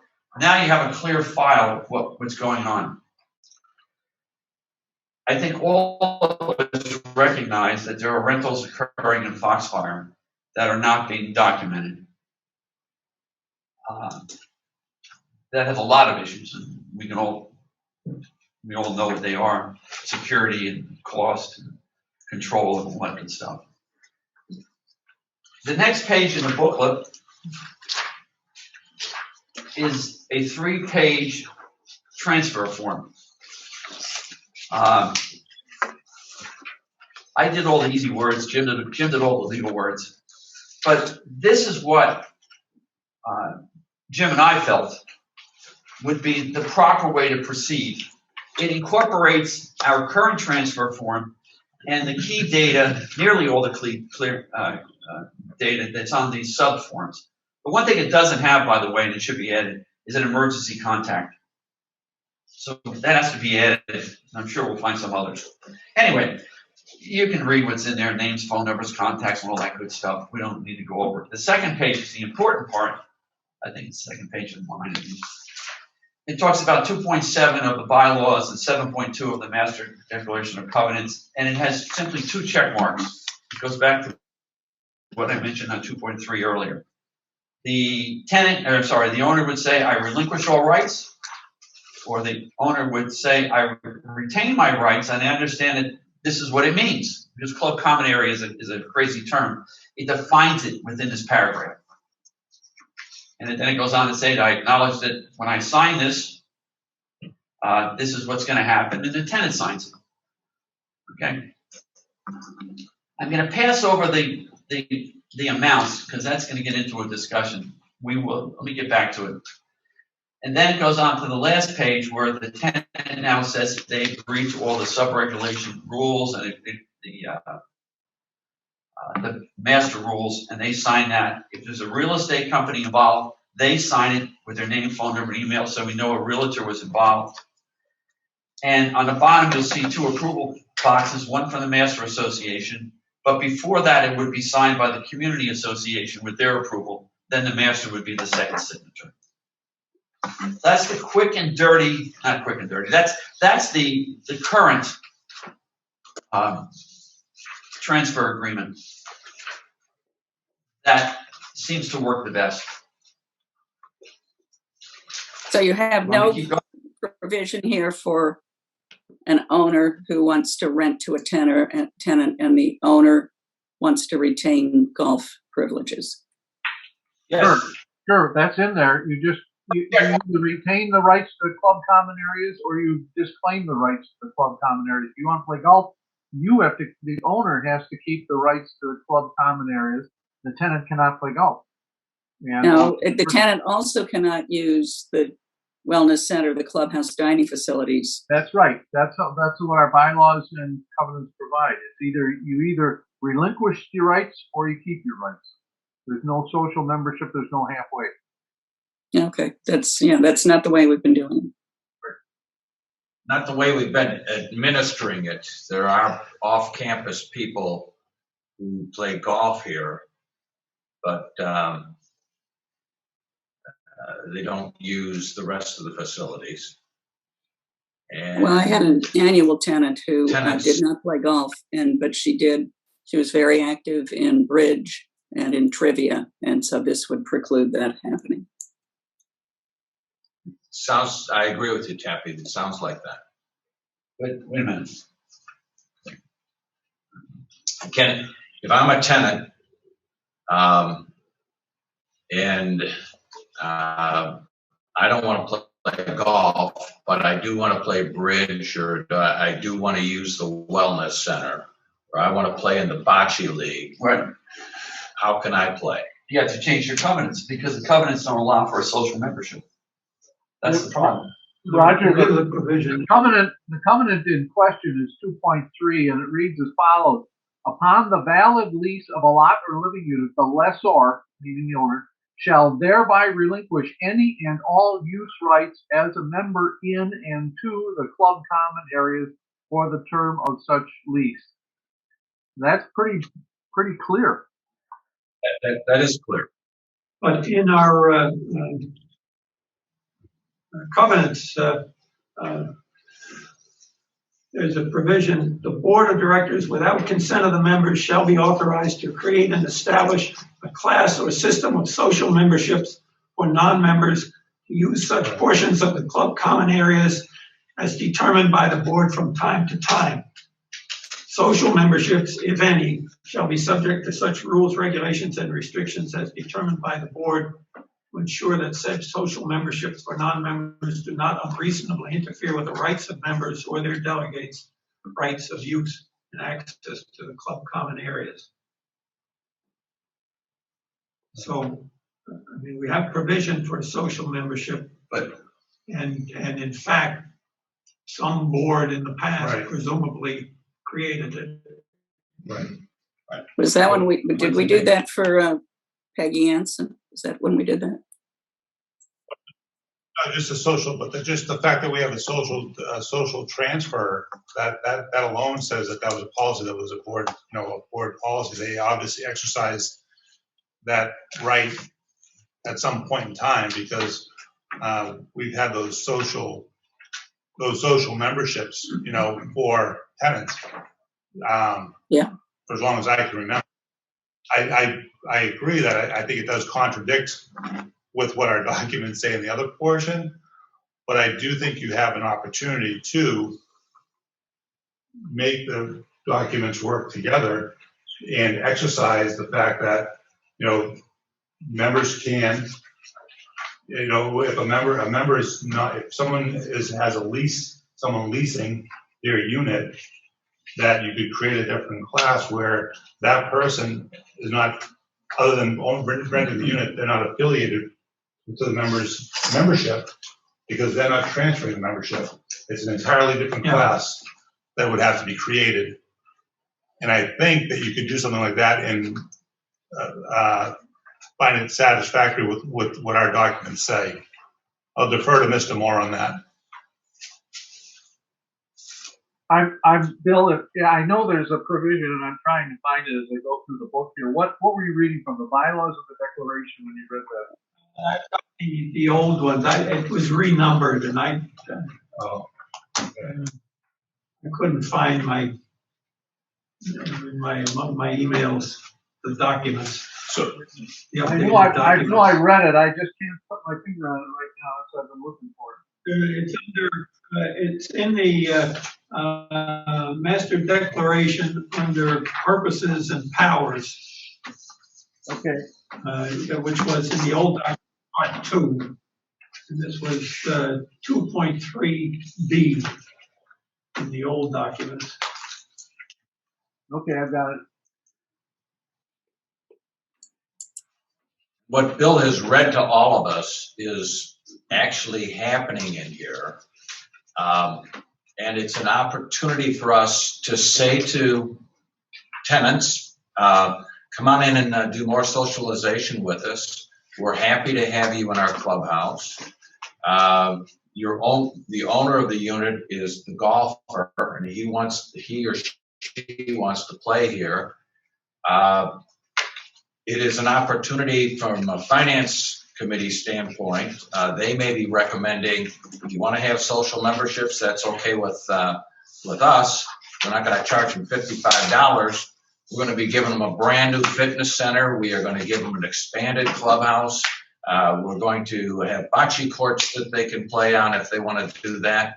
And maybe the fee is $150 as opposed to $55. Maybe it's more than that. It's a lot of privileges. It's a lot of privileges. Sure. But we should be paid for it. Right. The owners are making the investment. And the other thing is, the owners are getting paid. They're getting the rent. well, that's some 13% are not 87. But in our website, by the way, I was trying to find it. If you read, it's under safety and policies and whatever. It says right in there that it doesn't mention at all that the owner has the right to retain the rights. I mean, it's in our website. It's kind of confusing. But these are little things you find as you go along. Anyway, I think we're good so far with what we've said. A couple of questions. Sure, go. On your flow chart. The flow chart. I couldn't find it again. How do we deal with single-family homeowners who rent? That's an interesting point because it's going to go right to the main office. It's going to preclude a management company, and the rules and regulations, as I view it, would be the master rules and regulations because there would be no others. How is that handled now, Don? Right now, there's the owners, if they rent their place, we simply get the tenant transfer form that they transfer the membership. Yeah. We don't go through an approval, we don't have any sort of approval process. Right. Right. Under where you say to Foxfire office, processes and reviews approved application from the sub. The only reason the master would reject it would be if the owner's privileges were suspended, right?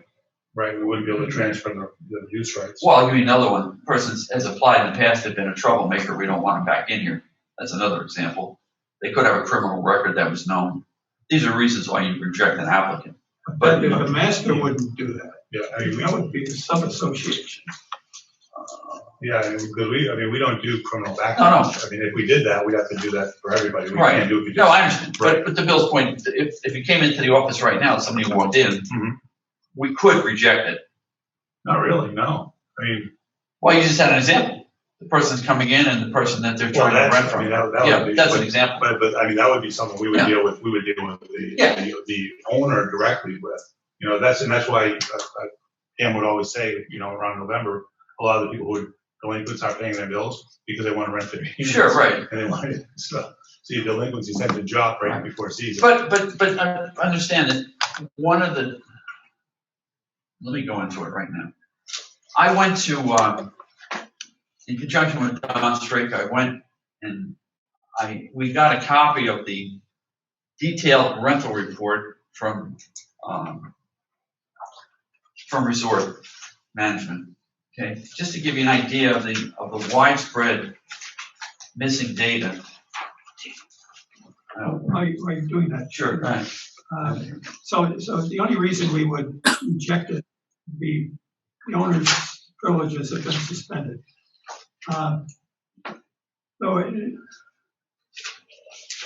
Once we get something from the sub-association, the tenant comes in, is told how much they owe. Why do we have to notify the management company or the sub-association of the approval? I mean, it would be automatic. The only time we would have to notify them would be if we rejected it because the owner was in arrears. Okay, Bill, but I agree. Maybe it's an unnecessary step. I don't have a problem with that. Let me go back to just the reason why there's information interchange required between Resort or Knoll and the master. These are the 4 Foxmore units, just to give you a quick an idea of how lack of information comes from management, the service. Again, Resort in this case. This sheet of paper is all of the rentals that are on file with Resort for those 4 units. It includes going back 2 years. There were 10 annual rentals. Only 4 of them were known to Resort. There were 19 short-term rentals. None of them were known to Resorts.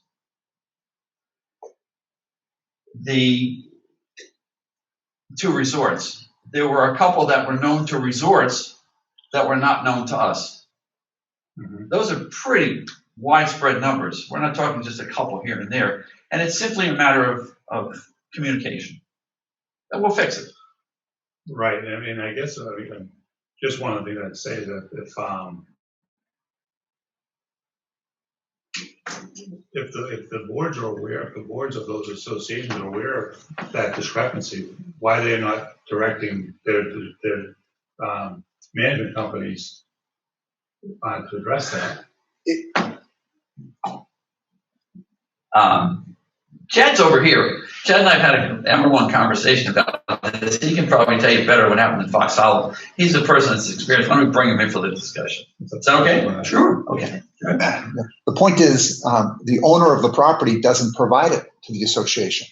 So you can ask repeatedly. We don't get the information. It's the best opportunity to get the information is when they are transferring privileges to the club.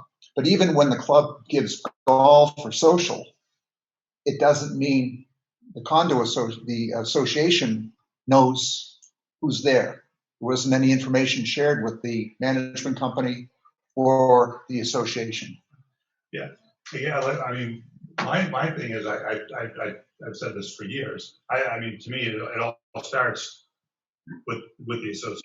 There should be a process the association following. The association has no power. There's no control. The renter or the property owner rents it. The association isn't involved with that at all. But if we use this application form, Yes, then the right. association has to be But involved. that's If the, somebody shows up in the office without this, Right, that's we what I'm can't saying. water. I mean, That's it. that's what I'm saying, that to me, this process, starting with the association, that we can't approve a transfer until we get this, Okay. that's what I'm saying, is that we. But it need doesn't some- start with the association.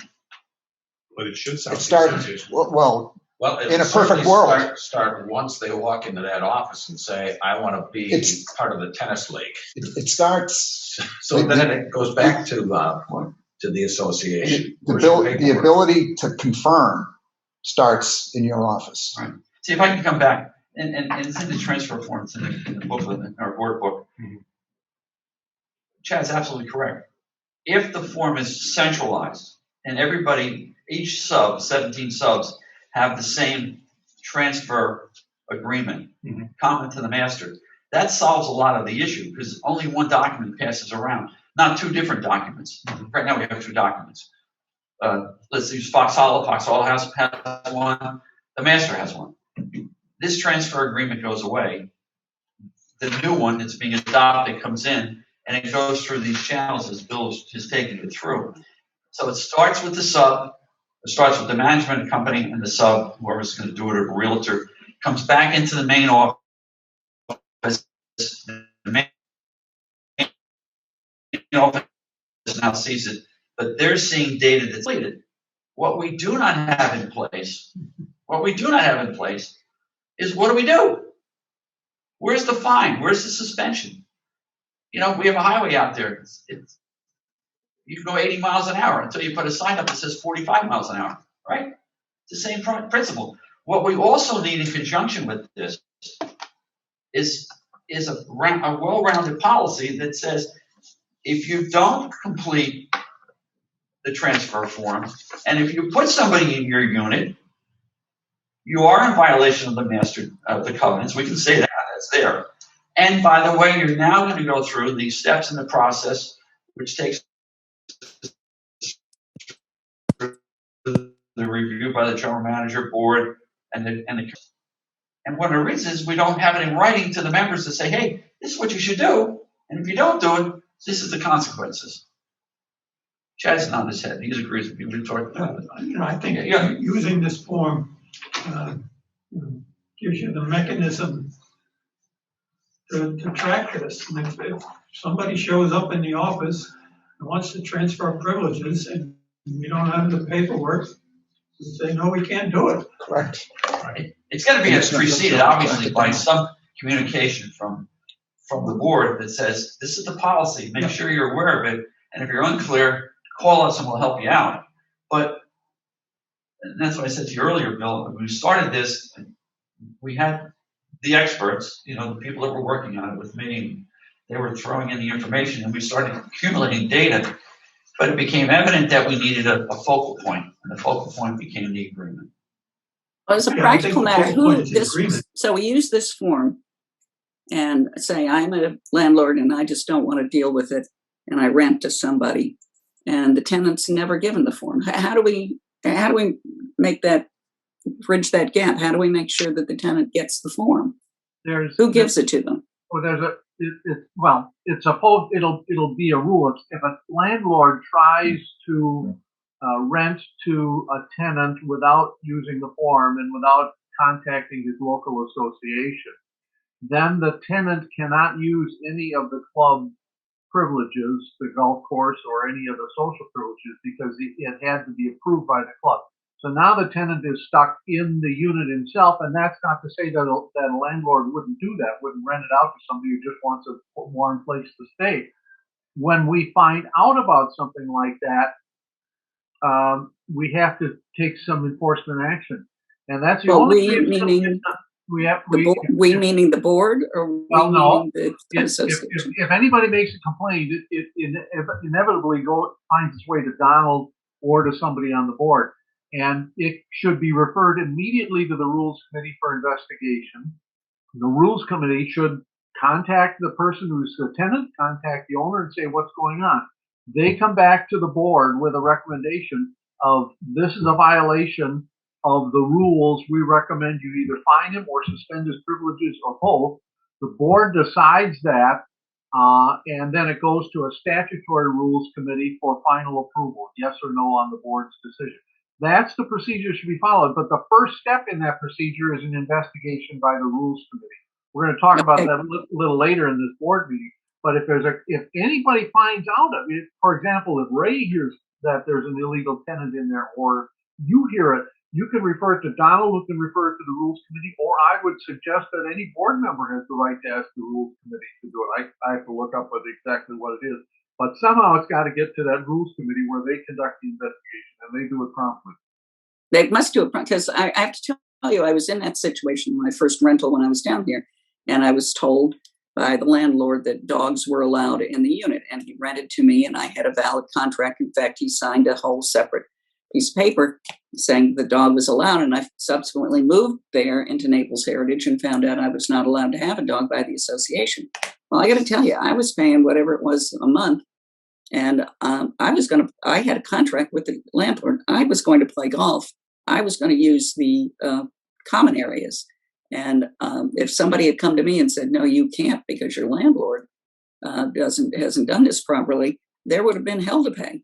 So, I mean, if you've got a tenant in there who operated in good faith, who paid the deposit, did everything that they knew that they were supposed to do, they should not be punished for it. It should be the landlord. So they'll have a claim against their landlord if they're denied, and that's not our problem. If they've been misled by the landlord, they have to take that up with the landlord. Yes, there will be consequences to the landlord because the landlord will then start losing privileges and or get fined, and that'll start getting. And they should. Yeah, they should. Yeah, but I can tell you, you're opening a can of worms here because we're going to could have some angry tenants. Well, we have angry people, residents now because they see tenants coming in on a weekly basis, and I agree with you. And it should not be. We should not have people in here renting. We got to draw the line somewhere. I mean, are we going to allow it or aren't we? If we're not going to allow it, then let's do something about it. I agree with you. I'm just saying, look at the whole picture.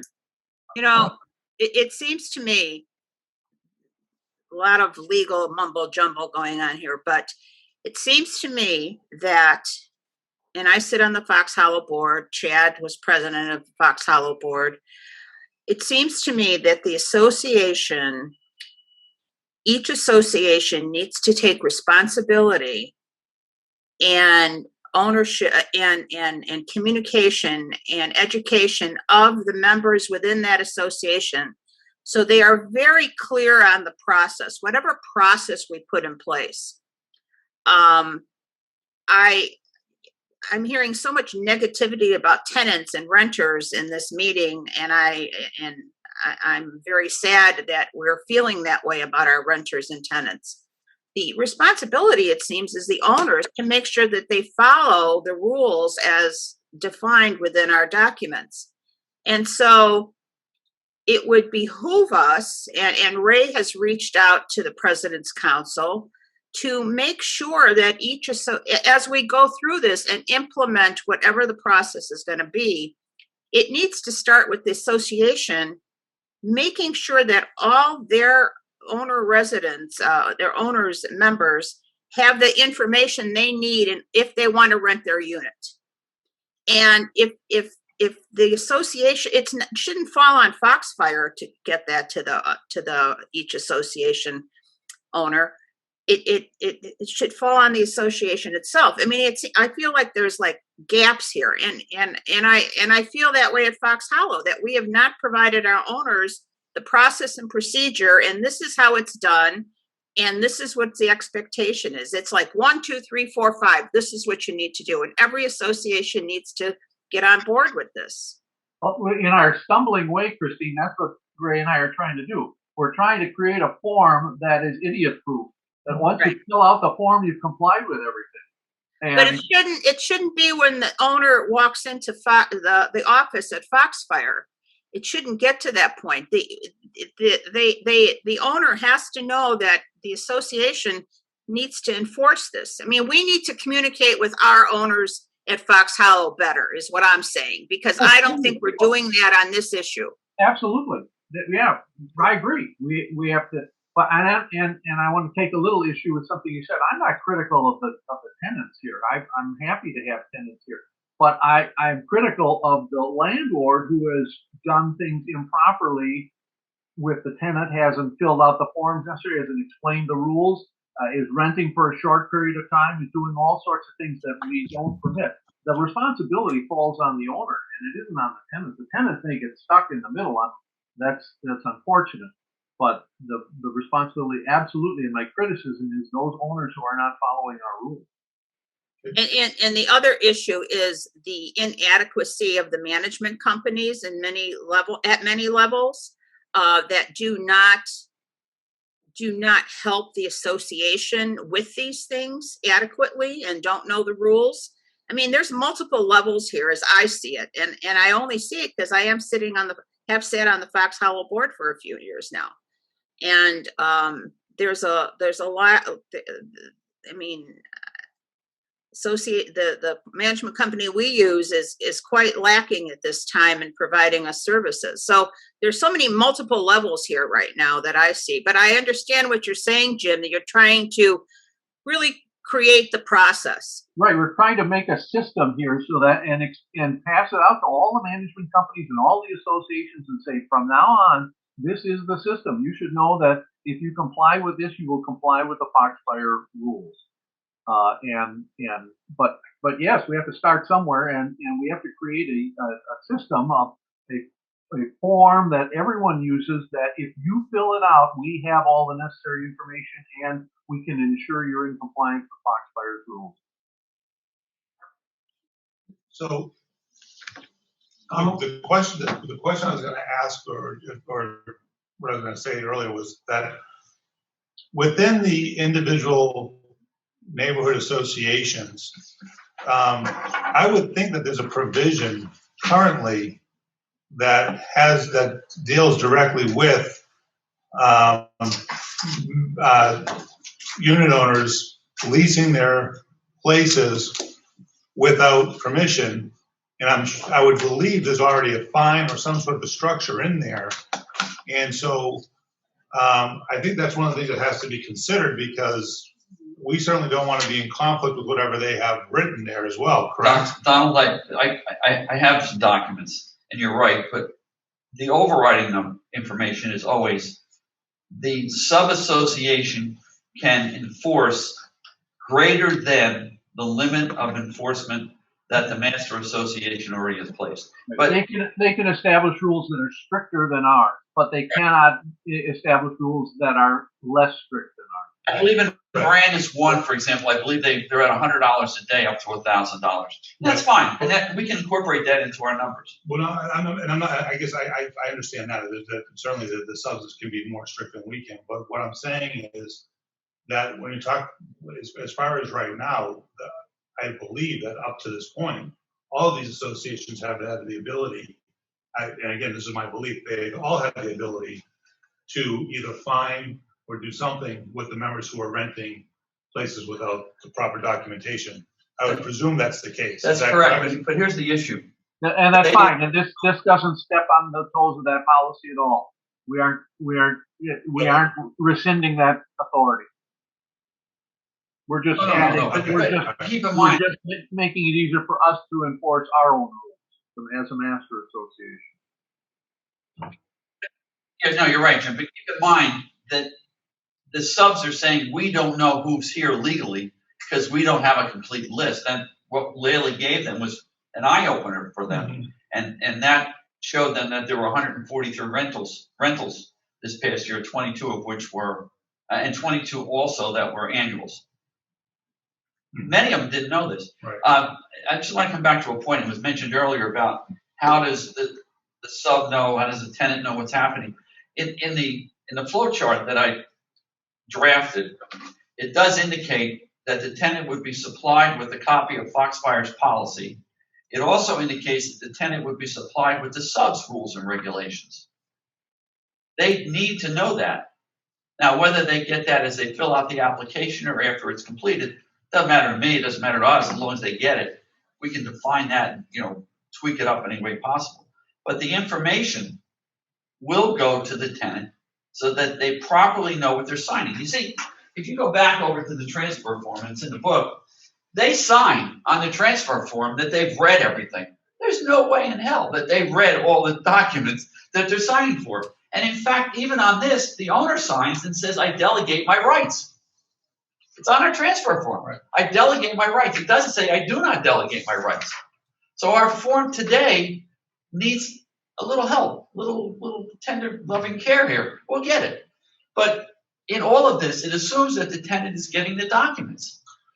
But see, I think there's some things where, again, it goes back to what the point Mrs. Sofronic made, is that I'm pretty sure that any one of these associations, the whole idea is that you're supposed to start by, if you're transferring, if you're leasing your place, the first thing you're supposed to do as an owner is give your tenant your lead, the documents for that association. I agree. So I think that, again, I think some of this stuff has to be done on the front end from the owners. Yeah, no, I agree. No, I think it's all on the front end by the owners. The owner has to initiate it. We're the realtor.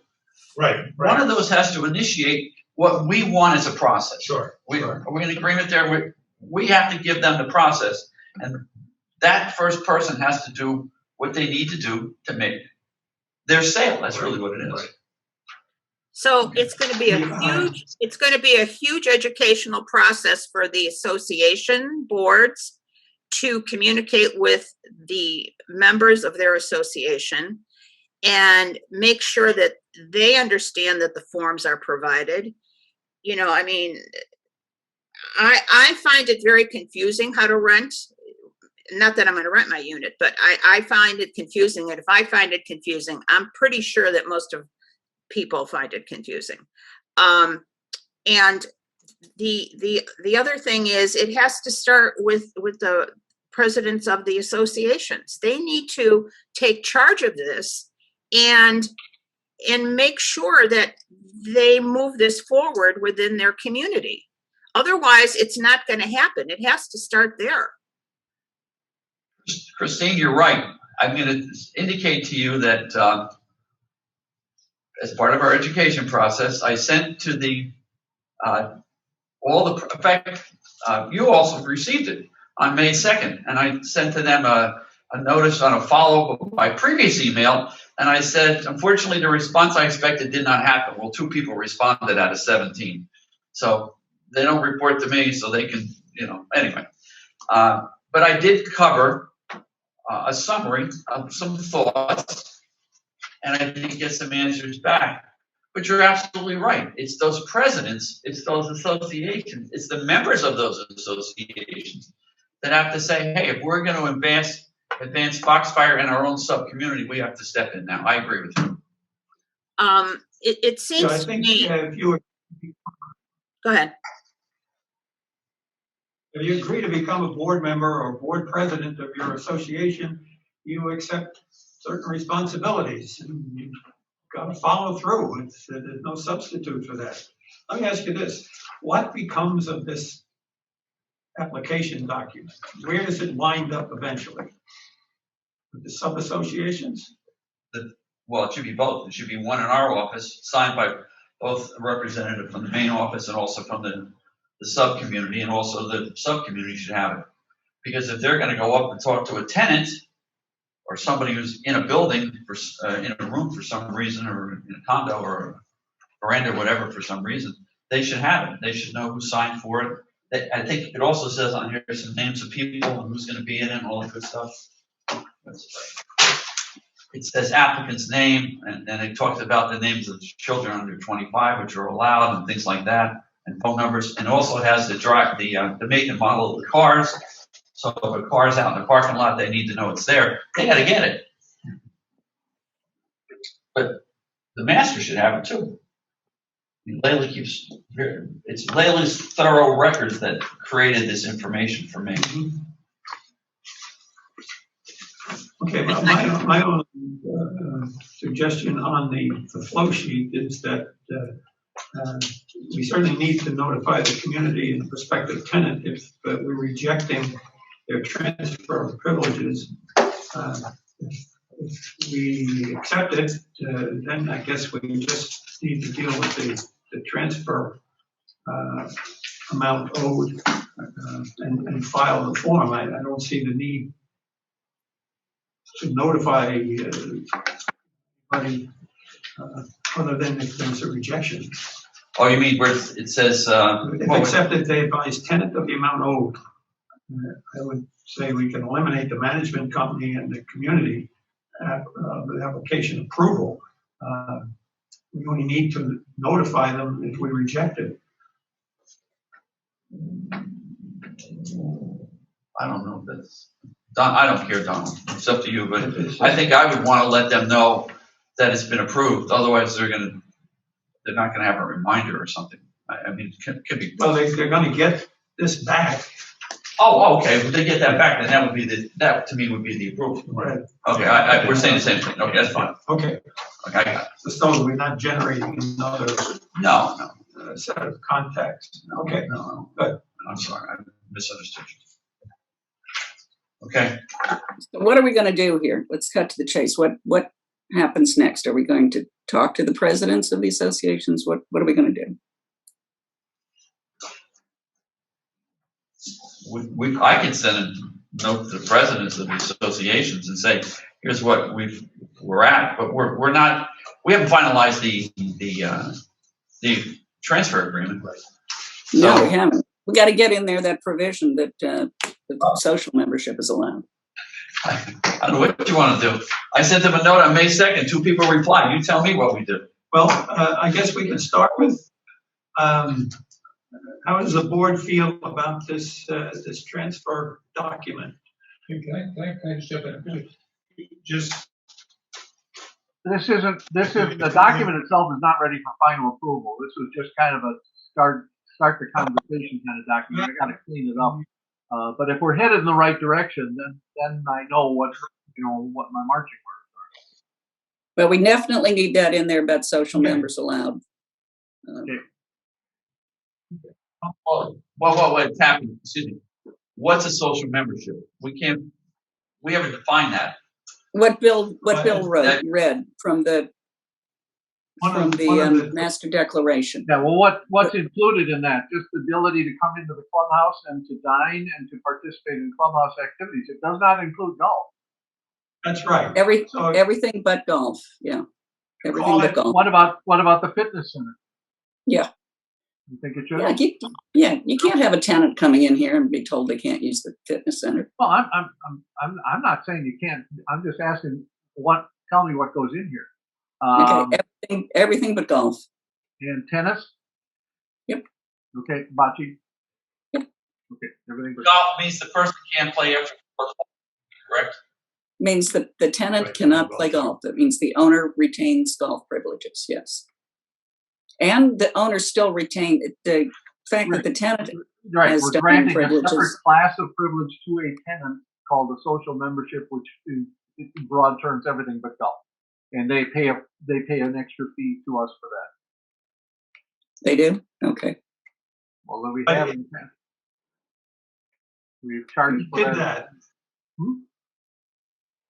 And then the owner can use all the other facilities, and another person uses 3/4 of the owner's privileges. It seems like you're creating an extra layer of privileges here. Right. That's why I say, if you had something like a clubhouse, a social membership is a clubhouse membership. You can use whatever is in the clubhouse, the grill room, the dining room, cards, mahjong, etc. That's it. Fitness? That's your social area, is the clubhouse. Fitness? What about fitness? Yeah, I think with the new fitness center, it would probably be something you want to include. I agree that if you do this individual class of membership, if we do that for someone who's a resident here who's not taking on the golf privileges, I think what you'd want to do is definitely charge a premium rate. Okay. I don't think you charge $50 or $100. Right. So I think this needs a lot of time to develop. Okay. So this would be a hefty fee to do everything but golf. Right. Okay. I think That I that'd be can the- agree with. I think that'd be the best approach. Absolutely. Okay. Define it and pay it. Okay, so at this point, we're in agreement with the concept of this transfer form, Okay. with the flow sheet and with the direction you're going in. So needs more work. Correct. And I'd like the girls in the office to understand, to look at it too, because they're the ones dealing directly with the tenant. So to have some input and some insight that they can share, because Linda, Stella, Layla especially, and then whoever our controller is, because there's some things where they're dealing with things that none of us are even aware of. To make it streamlined. I absolutely agree. And just as a point, Christine, because Chad just left for a second, let's make sure that on the policy, safety, security, it talks about delegation of club privileges. Check that page over because it has some wording in there that's not consistent, because it does say that the owner loses his rights and blah, blah, blah. So we need to, as long as we're talking about it, let's fix it up. No, Okay. Ray, and I'm we're sorry. we're very much aware of the inadequacies of information that exists on the website now. That was part of the initial website project. And we've discussed also with Donald information that's in the directory that's not online. There's a lot of coordination that needs to be happening within the communication committee to get everything up to date. And we recognize it. There's just not enough people in hours. We're all volunteers and there's not enough of us to make it all happen overnight, but we are aware of it. And I appreciate you bringing it to our attention. And I think that all these forms are going to have to exist online. All this information is going to have to exist online. This is an involved project, which if done properly will benefit everyone. Agreed. Okay, there's one last part for this. What's it cost? One of the pages, the last page, is the analysis of the 2021 rental season in Foxfire, and what we received in the way of revenues and where we might go with revenues. I'm sure I'm going to get your comments, but we have to start somewhere, and then I can release you from all my talk. We have 3 different ways of charging tenants. We have a $260 fee for transfer. That applies currently for anyone with 1, 2, or 3 months worth of rental. We charge the annual tenants $125. And I'm wondering why we charge a 1-year renter less than we charge a 3-month renter. Doesn't sound consistent to me. Because they're getting Ray, the same services. These are policies that have not been looked at. They were established years ago. And I think this is a perfect time to revisit that and establish a new set of guidelines and fees for all of this. It's just, it's like we've always done it this way. I mean, we've all worked in business where, well, why do you do this? Well, we've always done it this way. And that's what we're dealing with here now on many levels. And so as we're talking about this, we need to think about, it needs to be a revenue stream, I believe, for us, because I do think a social membership should include everything outside of golf. I think we should charge for that because it's a brand new amenities, and it's going to be very attractive to many people. And I think we just need to establish what those fees are going to be and how we're going to handle it. I think it needs to be a revenue stream for us, and I think it'll make it more attractive to many people. Christine, on the chart that I provided everybody, I took a shot at that, and Kathy mentioned earlier during the golf discussion transfer fees, and I asked if we would wait. The transfer fees that are currently being charged by the 12 communities we canvassed, other than Cypress Woods, which would not release the information, that information is shown in the first column in the golf information. Foxfire's $260, Cedar Hammock $350, Countryside $300, Glen Eagle $500, Esplanade $350, and so on. I went out and I picked a number. So now I'm the pincushion. So what? The tenants, in my opinion, should pay the same as any 3-month tenant. They're here for a year. The 1-month tenant, and this came from the golf committee discussions, they said, well, keep the 1-month tenant, keep it at $260. It's fair. They're only here for a month. It's what they would have paid anyway. A 2-month tenant, $400. A 3-month or longer tenant, $500. I would add the caveat, and it's not here, that if we did do this, we would go to the members when we announce it and say, and we will make certain that these rates will stay for the next 3 years. Remember, we're looking at a snapshot in time of what the other communities are charging today. We're investing $10 million. We should be a premium community. We shouldn't be the lowest or one of the lowest priced charging communities for tenant transfer fees. We deserve to be. I totally agree with that. I think you're on the right track with that. We need to understand Why free? our value.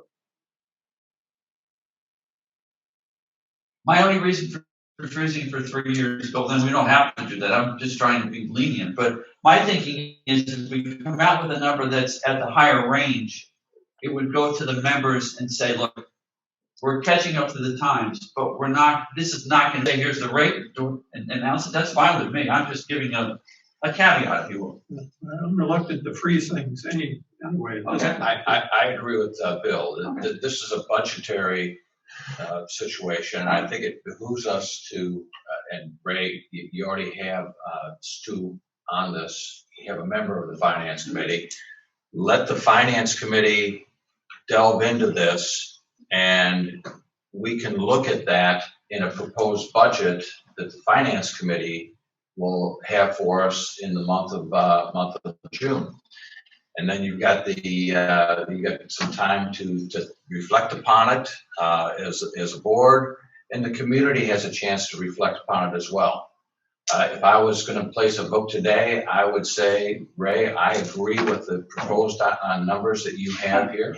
I would say that we should definitely be raising the fee level for an annual tenant who is a social member here, who has access to a brand new updated, not brand new, but an updated swimming pool that we finished this past year. They're going to have the opportunity to use a fitness center if they choose to. They can play bocce when that is completed, etc. And that's why these fees are going to go up. Right. But let's turn it to the Finance Committee and say, give us your thoughts on this. And I promise you that I'll work with the Finance Committee to get that for your June. Roger, member to the board, I just suggest, I don't disagree with you, but if I don't throw out a number, then we're going to start from zero. I agree. And you had a person from the Finance Committee in the group that you've been discussing this with, and I applaud you. Well, Stu is in agreement with the number. I know, but he's one person too. Okay. But the point is, and here's the real point: the social transfer number, $55, has to go. Because we all agree it's not there. Whatever that number is, that's easy. Agreed? Agreed. Okay. The other thing that I put on the bottom, just because you want to know about, Donald mentioned it about. I'm sorry. Somebody wanted to say something? Yeah, Ray. There is a question regarding. I just put it in there. I'm sorry. There is. I know there's this delay because of the Wi-Fi at the club. There is a question from a member regarding social members not being allowed to use the driving range and practice area. And what I'm going to suggest is not that we answer this question. I'm going to say this needs to be socialized within the community. We do need to talk this through. We do need to let members have some input into it. And it's not that we're going to come to all these decisions today. At least that's my impression, that this is an initial discussion, and we're going to move forward and talk it through with the committees, with finance, and socialize it with our members to make sure that everyone it is also member driven. At least that would be my feedback on this question. You're absolutely right, but the reason I said it that way is that is the way the policy is today. Mhm. When you talked about the social membership, it was club common areas exclusive of the driving range and the golf course. So I'm just repeating current policy, but you know, that's why it's there. You know, you study policy and you change it to make it appropriate. I absolutely agree with you. Okay, I didn't pick it out. It was given to me. Anyway, the last point of this is just to get an idea of what the actual rounds of golf were. Lynn Anderson had given me the budget. The rounds of golf came out a little less than we anticipated because of COVID. That's the actual number, 261,000. And I then parlayed all this into a number.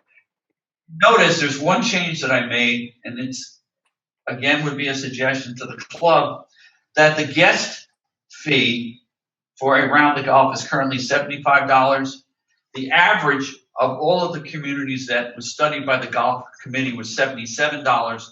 It included, however, a very low rate at Glen Eagles, the $75 to $85 range. And because of that, and because I wanted to give all information to the board, I used $80 as an example for golf fees in the future. And I just wanted everybody to see the relative difference gained, which is what, about $13,000 if we increase by $5 based upon our underused 2021 COVID season.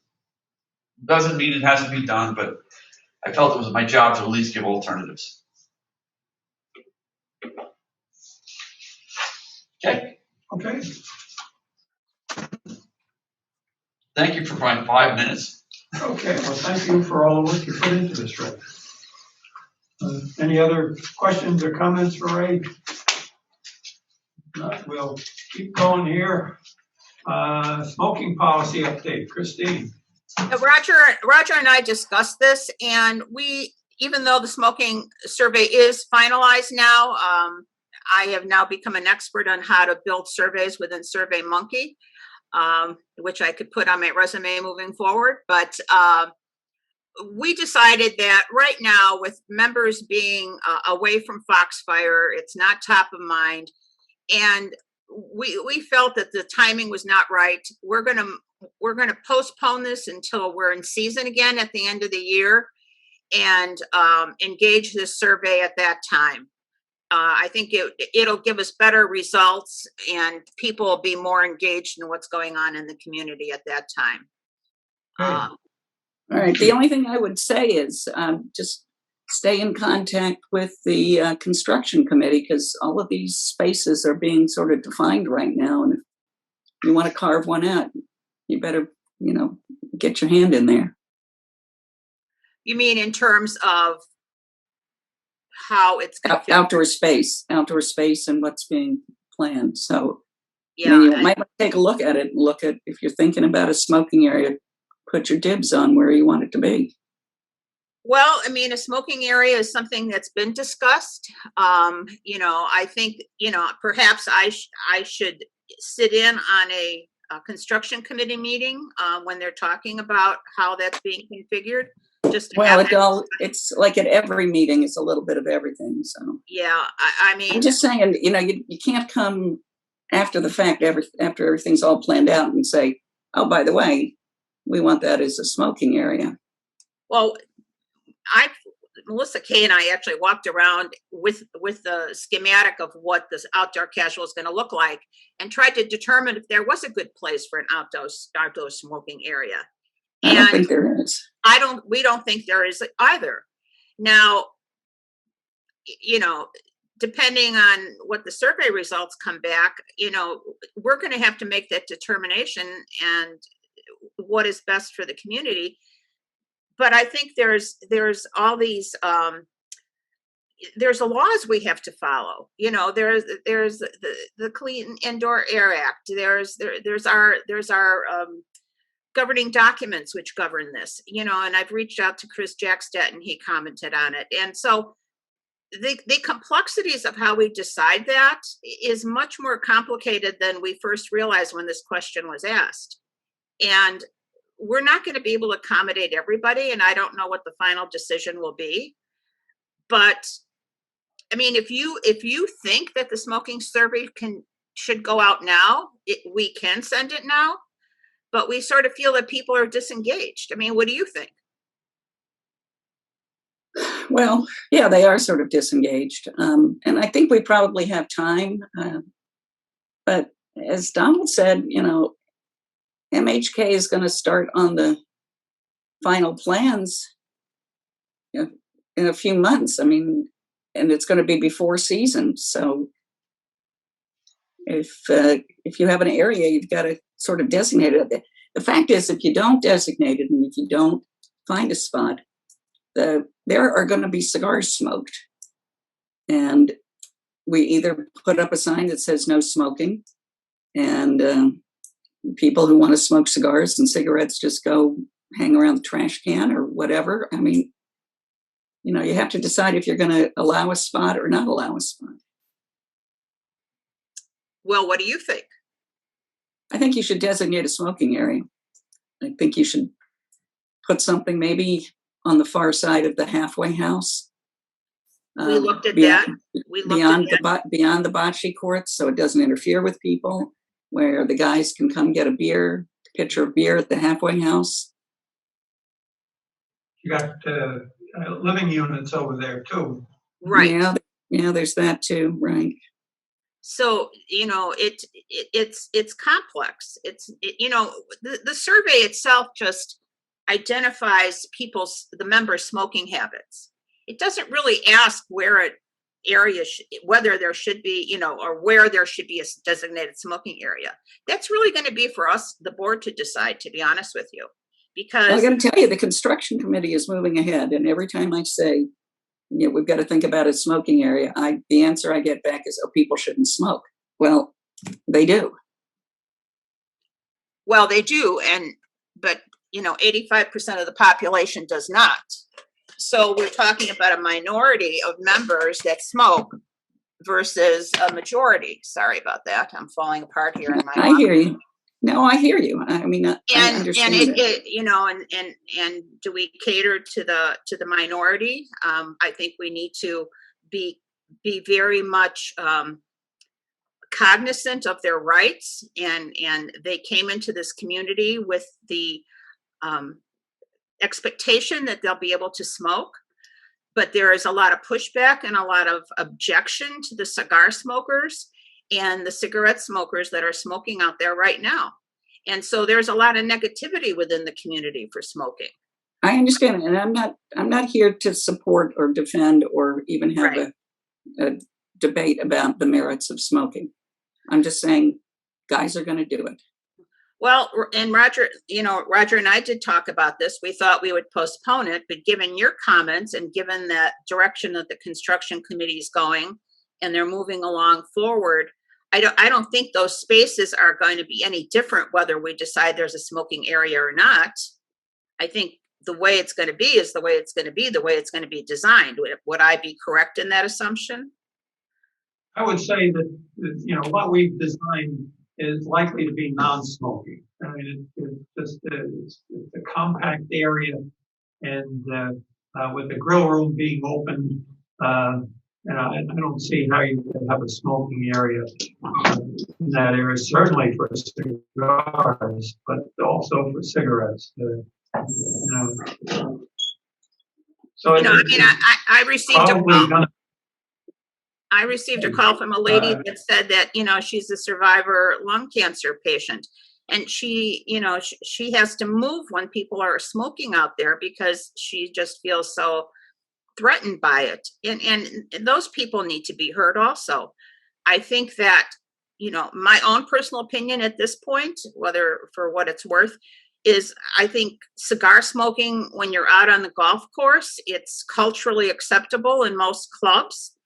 And I don't see that going away. But I think when we start talking about the club common area, which we talked about today, which would include tennis, bocce, the fitness center, anything in and around the clubhouse, those would be all designated non-smoking areas. I think all those smoking containers need to go away. And again, this is just my opinion right now, and I'm not the deciding factor here. But as I've looked at all this and I've talked to people, and we did our sort of little survey from the committee members and board, this is the direction that, this is what we were hearing. This is direction it was going. But you know, people, there is no universal right to smoke in this country either. So it you know, doesn't mean you can smoke wherever you want. I walked into a building yesterday that said, this is a non-smoking building. There's no smoking inside this building. So, those are all considerations. And I think that it's going to be an issue that will raise some eyebrows and, get under people's skin. But I think we're going to have to make the best decision for the entire community with some leniency for our cigar smokers. And that's only my opinion right now. But I'm not going to make that policy. When we make our recommendation, it'll be a recommendation of of Roger, myself, and the smoking committee. Would you agree with that, Roger? That's correct. Okay. Roger, a bunch of your buddies smoke cigars. What do you think they would do if it was a non-smoking facility? Where would they find a spot? Would they just say, okay, I'm not going to smoke? What would they do? When we do the survey to make certain that they respond, I think that there's an understanding amongst the cigar smokers in the group that I sit with. They want to be able to smoke on the golf course. They want to be able to have a cigar with their beer. But I also see some of those guys step away from the porch itself. And I think they respect, they will absolutely respect when those windows are open. We're going to have to say there is no smoking on the porch because it will filter into the grill room. Well, the policy. I want to point out that when we did the revitalization initiative, a few years ago, there was a designated smoking area over in that, I don't know how to describe it. It was a sort of a little niche area on the outer porch by the exit door to the dining room. That was going to be a designated smoking area. So it was an area that people don't walk through and smoke doesn't waft really anywhere. It's sort of enclosed there.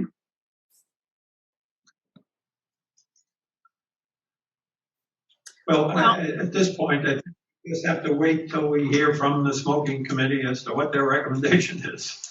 Well, I suggest they do it. So I will, but I would like feedback because Roger and I thought we'd wait till the fall. So I'd appreciate feedback from the board if you feel that this smoking survey should go out now. I think it should go out. I think it should go out while the plans are being made. Yeah. I agree. I'd send it out right now. Okay. We can do that. Okay. So be it. Yeah. Mark, did you have something to say? He's raising. Mark, he's muted. He's not muted. He's not muted. I don't know why we can't hear him. Can't hear you, Mark. We're not the host anymore. So. It's not at our end. Nothing at his end.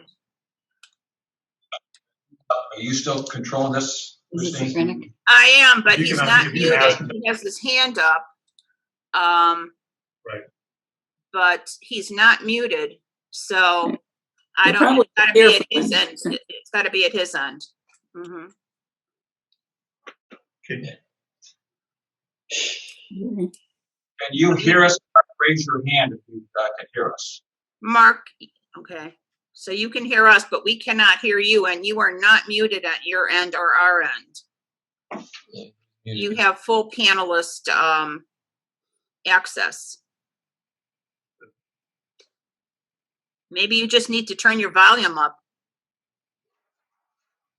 Volume's up. Because the volume's not the problem. Okay. Can you email us your comments. I don't know.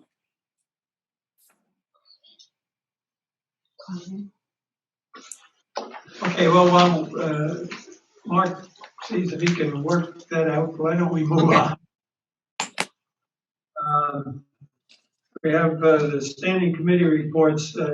I believe each of you received the recommendations from the Medical Advisory Committee dated May 19th about changes in COVID-19 restrictions. In essence,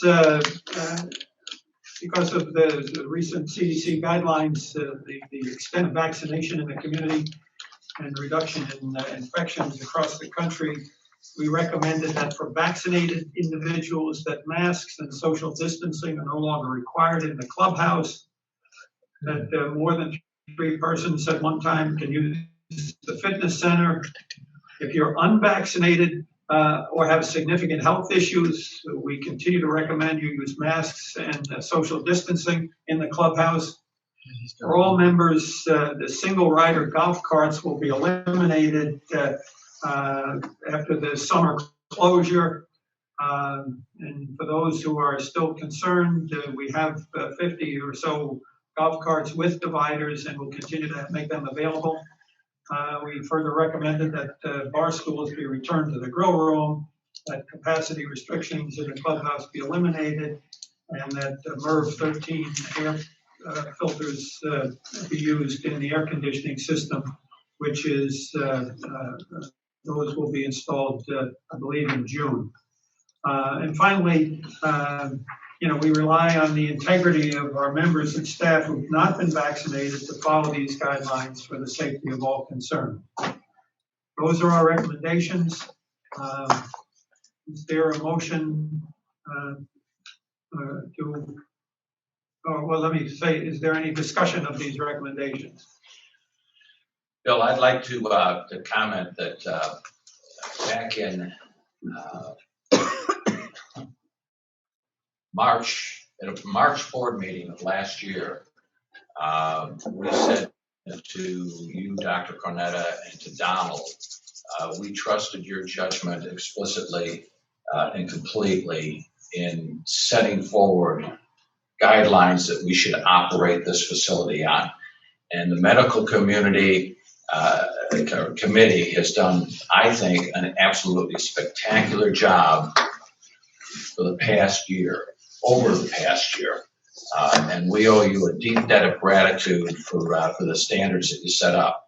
I think you are absolutely, I would endorse these changes that the medical advisory committee is offering entirely. I agree with them completely, and we should move forward with it. But thanks for what the two of you and then the other members of your committee came to play in the past 7 or 8 months. It was terrific. Thank you. The other members were Chris Salvo and Michael Ray, Keith Bailey, and Judy Freitag. So we had really good representation of medical skills. And of course, Donald was there at every meeting. Is there a motion to accept these recommendations and have them be effective immediately? I so move. So moved. Is there a second? Second. Is there any? All in favor, please say aye. Aye. Aye. Anyone opposed? Okay. Apparently none. Okay. Linda, I will. I already wrote the email. I will send it to you after this meeting so we can get this out to members today. And take off your masks. Thank God. Okay. The construction committee. We continue to make progress. I believe Donald, in his report, brought you up to date on what's happening. We're very encouraged that we're approaching the point where we can get the construction documents underway and look forward to getting this site development plan approved and moving on with the project. So That's all I have to say. The Strategic Planning Committee, They are got more input from their committees, from the individual committees, and they will be making a recommendation at the next board meeting. okay, Green Committee, Green Committee, I think we're pretty much up to date. I think Donald gave us all of that. There's nothing beyond that. okay, Finance Committee, Finance Committee, we've got an investment policy revision that brings greater clarity as to what we as board members can do. I'll just read it out loud. The board may invest master association funds in interest-bearing accounts, money market funds, certificates of deposit, U.S. government securities, and other similar vehicles. And that should give everybody within the community and future boards comfort that we're not out betting on bitcoins or some type of wild currency. So that can move forward without a vote, can it not, Bill? You want to, let's vote that. okay. You want to vote that? And Okay. so we have this proposed change in policy. Roger, Yes. how does Yes. that differ? How does that differ from what the bylaws provide right now?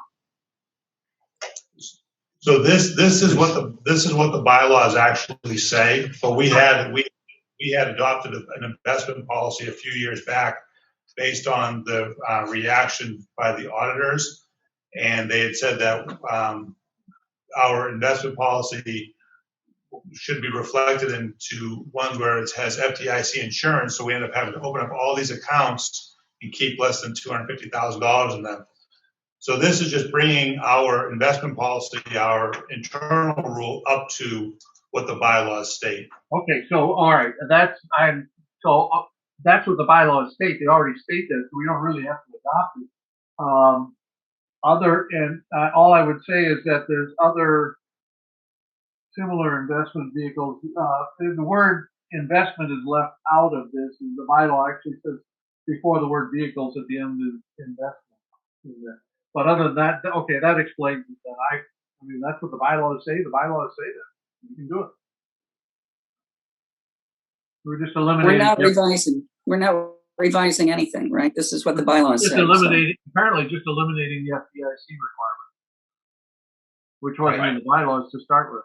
Wasn't in there. So this is what the bylaws say. Correct. So we don't need to change it. Donald, how are these funds protected, so to speak? So right now, on a quarterly basis, the finance committee is reviewing the creditworthiness of all of the institutions. So that's really how that is. And then in two of our accounts, Raymond James and in Iberia, we have sweeps accounts where those monies are distributed by them, so they all are under the FDIC limits and have protection. And that's where the most significant funds are exist for the most part. I just point out for purposes of the minutes that the quotation is inaccurate. The word investment is missing before the word vehicle. That should be out. Okay, well, so is there a motion that we adopt this investment policy that says the board may invest master association funds in interest-bearing accounts, money market funds, certificates of deposit, U.S. government securities, and other similar investment vehicles? Take the motion. Okay, there's a motion. Is there a second? I'll second it. Okay, it's seconded. Is there any further discussion? Okay, all in favor of this investment policy, please say aye. Aye. Aye. Is there anyone opposed? Mark, we got you.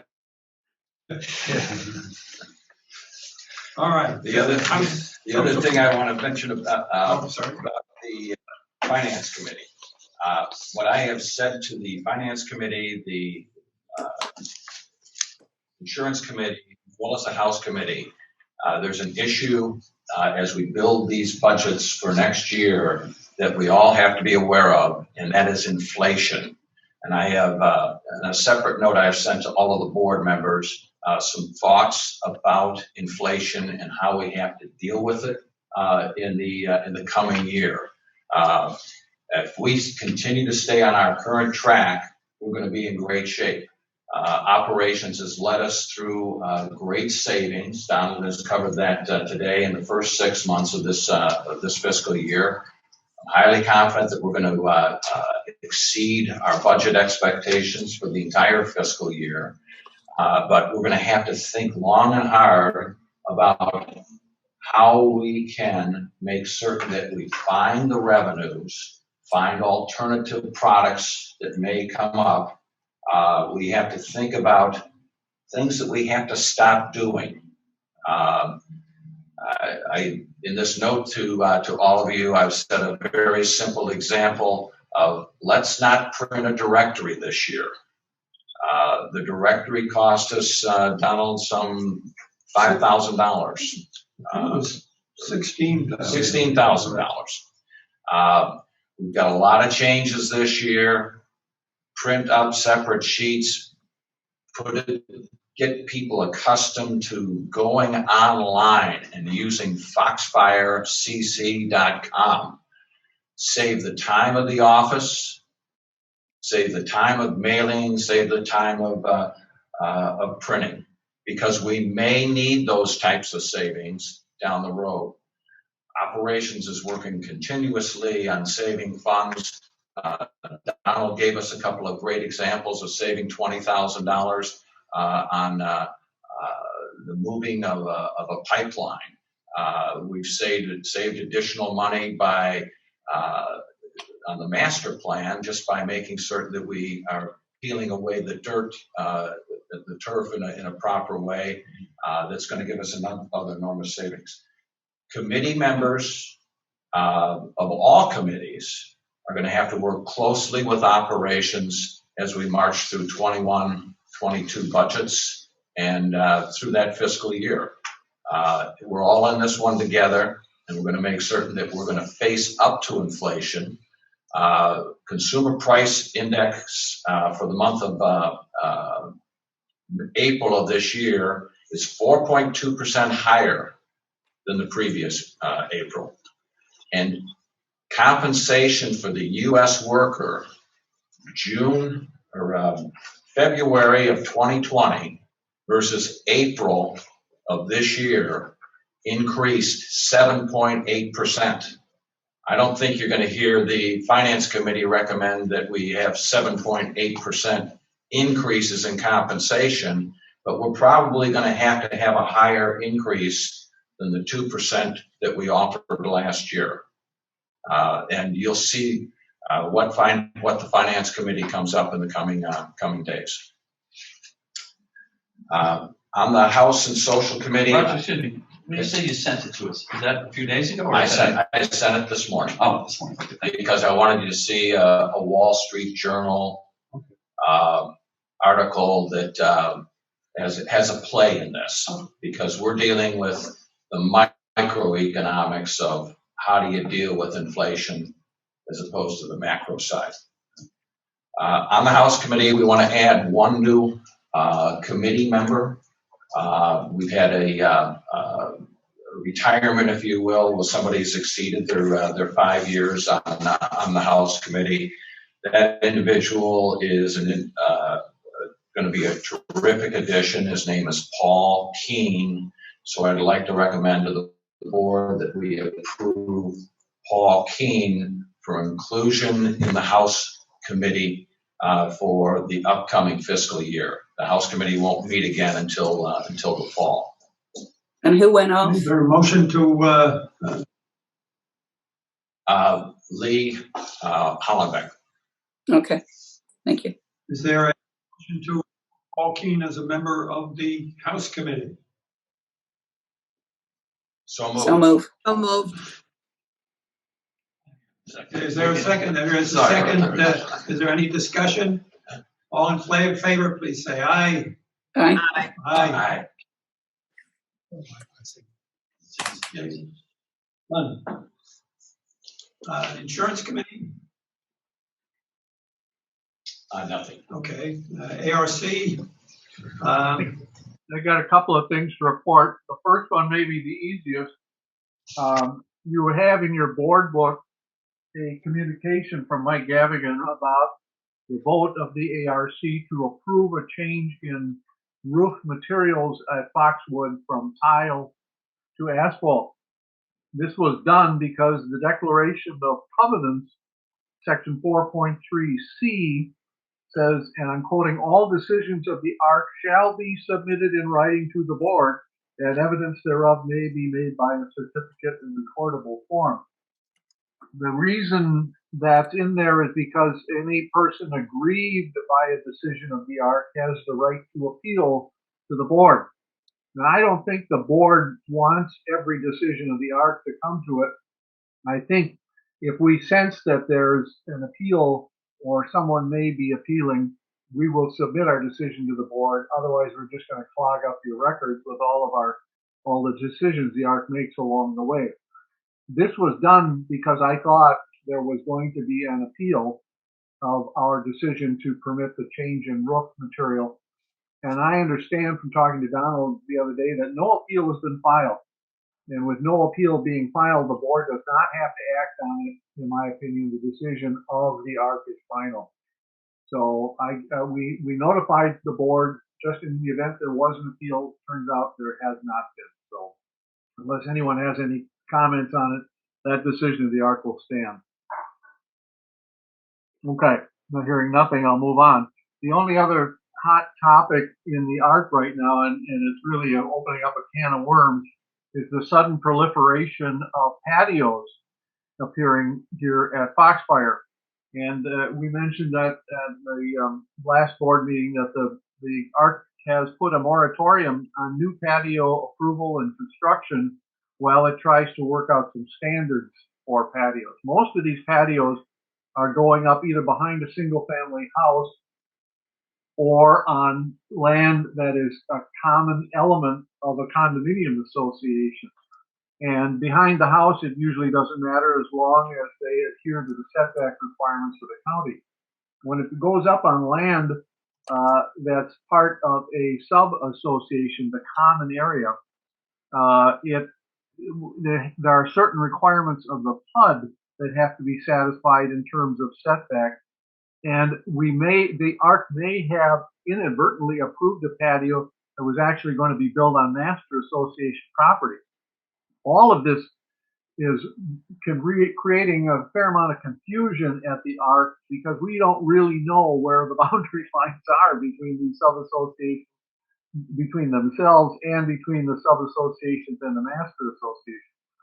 I told Donald in a conversation the other day that when I come back down in June, I'll be happy to wallow through some of the legal records that we have, because there should be plat maps when Foxfire was first created that will give us at least scale drawings of where the boundary lines are, so we don't have to actually have formal surveys unless we think something is getting awfully close. But I want you to know that the ARC continues to enforce its moratorium on new patios until we also figure out where the boundary lines are, so that people are not building within setback requirements, are not building on neighbor association property, and most importantly, are not building on master association property.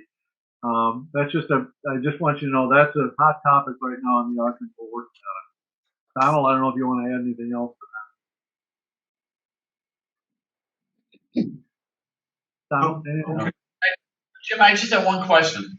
When you say build, is it build to the edge of the patio or the edge of the shrubs? Well, one of the things most of the patios have no shrubs around them unless we make that a requirement, and we probably will. The ARC probably will make that a requirement that there be some landscaping around it. All of whether it's the patio itself or the shrubbery, it all has to be within the appropriate lines, either the setback lines or the boundary lines. Thank you. We can't be putting shrubbery on master association property without permission of the master association. I told the ARC that. Okay, anything else? All right, that's all for the ARC.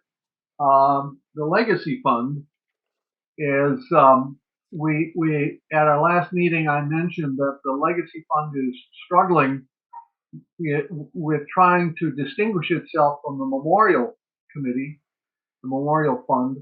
And we were, Chad Callanan, I don't know if Chad is still in the building, but he spoke to us at some length at the last Legacy Fund meeting about how we have to try and come to some agreement between our group and the Memorial Fund so that there's no more confusion in the minds of the members between what the respective roles of those two committees are.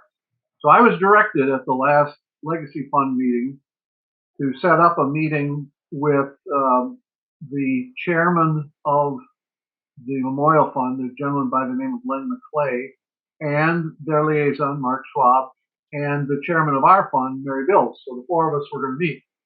Well, to make a rather long 2 or 3 week episode short, I think Mr. McClay doesn't want to meet with us. Anyway, we never were successful in getting him to agree to a meeting, and so we've abandoned that. The Legacy Fund is not meeting for the summer, and I suspect when we start meeting again in the fall, one of the things we're going to have to talk about is whether it still makes sense to maintain two committees which appear to be kind of competing with each other for available funds, or whether it makes sense to merge the two, as some members of the board may remember. That's how I originally proposed that the Legacy Fund and the Memorial Fund be set up so that they emerge, and we have one committee handling both funds. But that's for another day. That's just what I want to bring you up to date on what the Legacy Fund did. The last issue is the Rules Committee, which usually doesn't have anything to report. But I have spoken at length with Chris Jackstead, who's the head of the Rules Committee, about the procedures and the role of the Rules Committee in the Foxfire scheme of things. And the charters, first of all, the bylaws and the covenants are a little bit obscure on what the rules and the statutory Rules Committee do, but the charters of the two committees make it abundantly clear what the relative responsibilities are. And I sat down with Chris and said, there can't be much choice if you read it. And he says, well, I agree, except I have books here of things that the Rules Committee has done that are absolutely contrary to what's in the charter. And he says the Rules Committee is holding hearings and taking evidence and cross-examining witnesses and deciding things. And I said, well, that's really not what the Rules Committee is supposed to do. He says, I agree, but that's what they have been doing. So he said to me, I would appreciate if I could get something in writing from the board setting forth the relative responsibility of the Rules Committee and the Statutory Rules Committee, so that as the Rules Committee chairman, I can proceed knowing that I'm doing the right thing. Well, the charters make it abundantly clear that the role of the Rules Committee is to receive complaints from the general manager or from the board and to investigate them and report back to the board what they find. The board then decides what should happen, a suspension or a fine, and then if anyone appeals it, it goes to a statutory Rules Committee, a different committee, to conduct a hearing, a formal hearing, at which time the Statutory Rules Committee makes the final decision. I don't know if a written resolution is appropriate, but I wrote one up anyway, and I sent it off and I asked it be included. It is at the request of Mr. Jackstead, and I think it's a legitimate request given the fact that the Rules Committee in the past has strayed from its responsibility, that we at least reaffirm somehow the charters of those two committees, the role of the Rules Committee to investigate and statutory rules to affirm or deny the sanction. So that's why I put that resolution in there. If we don't need it, forgive me for writing it, but I thought if Mr. Jackstead wanted something in writing, that we could at least do it in the form of a resolution. I'm a bit confused in that the charter of the committee pretty clearly states under its responsibilities to investigate complaints stemming from violations. Why does Chris think that investigation is not part of the Rules Committee responsibility? Because he has books that he inherited as the chairman of the Rules Committee with prior hearings conducted by the Rules Committee, not just investigations, but actual hearings. And he says that's what they've been doing for years. And I said, well, that's not what's in the charter. And he said, I agree. He said, I would like something from the board reaffirming that our only job is to conduct investigations, not hearings. That's why I'm bringing it up. How can you do an investigation without doing an interview with someone? You do. That's part of the investigation. It's not. We're not. Yeah. It's no hearing. It's not a formal hearing. You're just going out and talking to the person who complained and the person who's alleged to have violated something, and getting both sides of the story, and then reporting it to the board. Here's what we found out. Then the board decides what to do. Then it goes to statutory rules. That's how the charters are set up. So to conduct an investigation, not a hearing. So the hearing would be defined as making a determination. Let's assume somebody's rented their place out for a week instead of 30 days. Somebody complains. The rules committee interviews the landlord, the tenant, and by George, they find out, yeah, he's rented it out for a week. So he brings that to the board. The board then has to decide, are we going to suspend the privileges of the person? Are we going to fine him? Are we going to just issue him a letter of reprimand? What are we going to do? The board makes a decision. Then it goes to statutory rules. I have to look up. I don't know if an appeal is required to trigger it. But if anyone wants a hearing, the statutory rules committee conducts the formal hearing and then decides whether the board's decision should be affirmed or not. That's the final stage in the process. If they say yes, the board's decision that the person be fined or lose privileges, we think that's appropriate, and therefore we're enforcing it. So the rules committee, but the rules committee makes a recommendation. Correct. But that's different from a hearing. Correct. It's just an investigation and a recommendation, no hearing. Hearing implies due process. It implies witnesses. It implies examination and cross-examination, giving both sides the chance to be heard at the same time in front of a neutral tribunal. That's what hearing kind of implies. And that's what statutory rules is doing?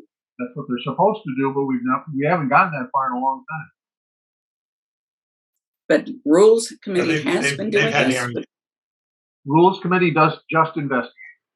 They're the investigative arm. They're like the police. They're like the detective department. They go out and investigate.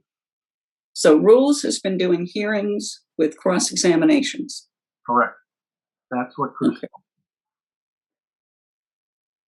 So now they're going to do investigations, make a recommendation, court acts, and the statutory rules holds then a hearing or offers to hold a hearing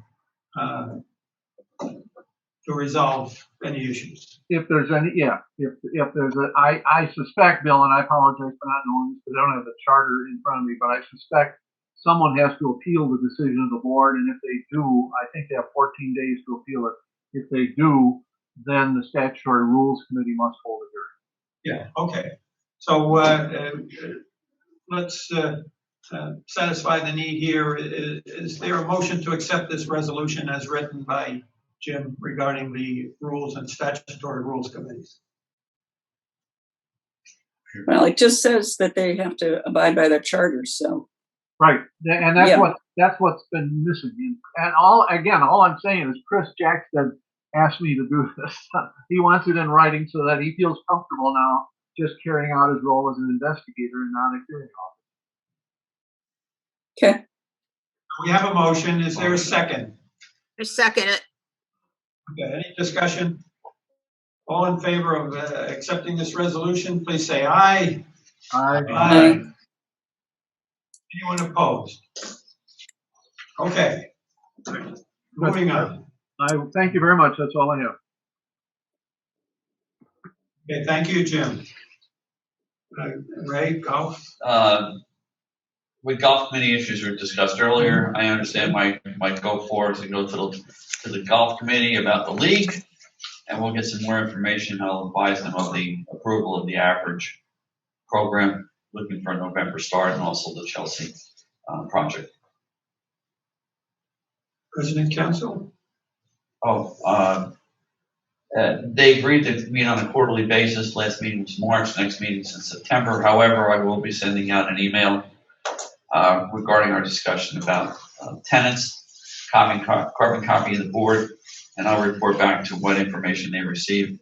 or I do not receive. What are carbon copies? Did I say carbon? Did I say carbon copies? You did. Wow, isn't it a little CC on the email? Doesn't it say CC? Isn't that what it means? It's However, exactly what it means. Safety Committee, Nothing to report. nothing to report. Tennis, Dennis had to list me prior to this. Yeah. Audubon and Nature. I guess Mark is unfortunately silent.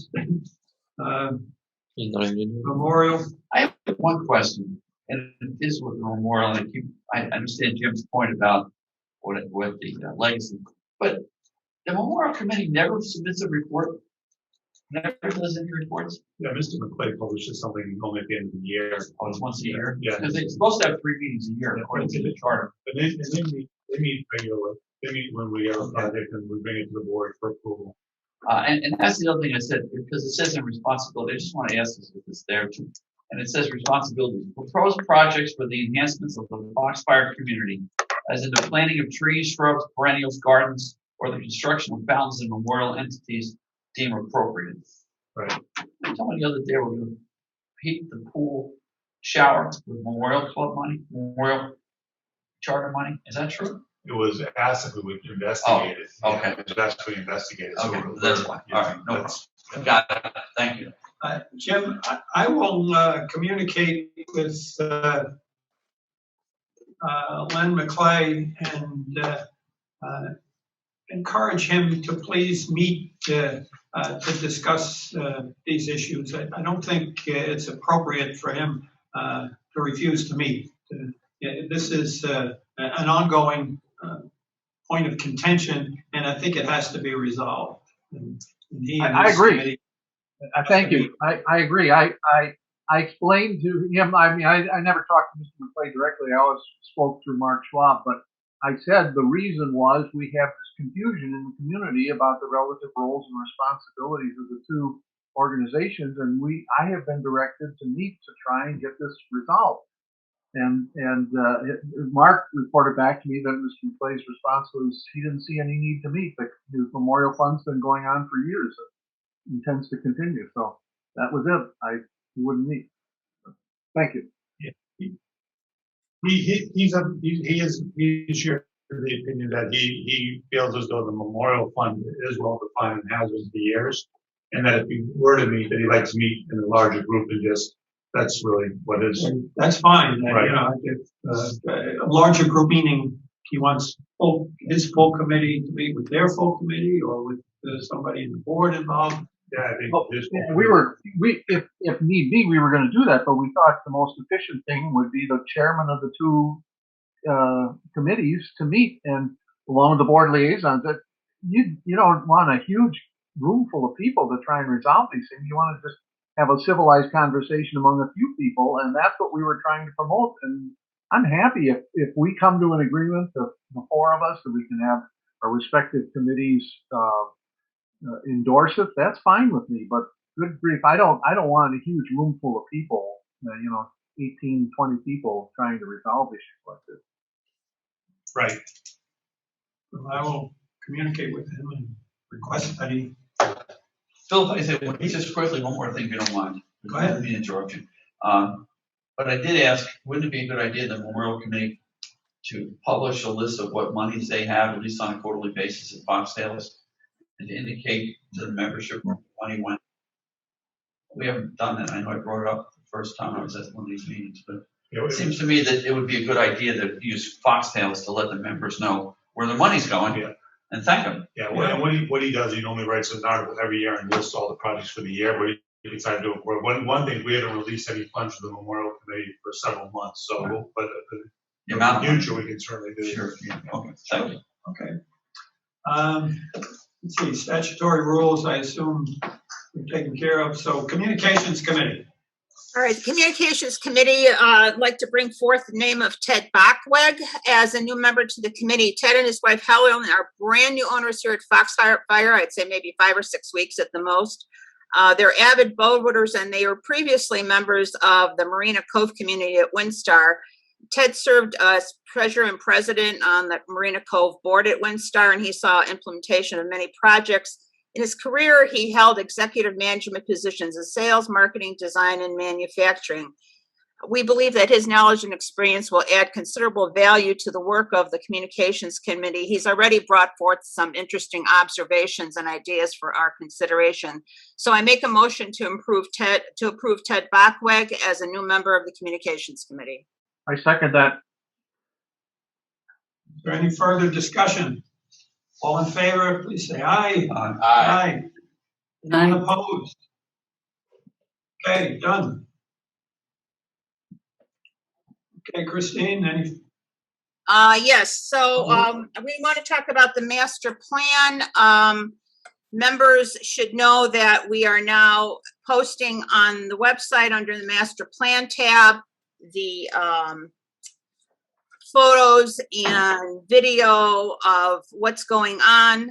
It's very easy to navigate, and we encourage members to go there as often as possible to view this updated and ongoing information regarding the master plan. We're requesting a budget request for a website audit. As you may know, we have been working extensively with the staff, with Nina, with Linda, looking at different areas of the website. And Faye Moy and Kathy O'Brien are leading the charge here, and they're just amazing in the work that they do. But we need to get a little deeper into it now and be able to use the website to its full capacity. And in order to do that, we need a website audit, and we need a budget for custom development of the website itself. To as you can tell today, even with the Wi-Fi not working, this is sort of where we're at with technology, and we need to invest a little bit in technology to get the end result we're looking for. The budget for the website development, we're asking for up to 10 hours. It may not be as much as that. So we are putting in a request for the $750 budget for the website audit and $1,500 budget for the custom development of the website. And who does this? Kathy O'Brien and Faye Moy, and they work with Nina, who is our on-site person that implements the changes and the development of what they feel need to be. No, I mean, who does the audit? Oh, who does CSG, our website provider. Okay.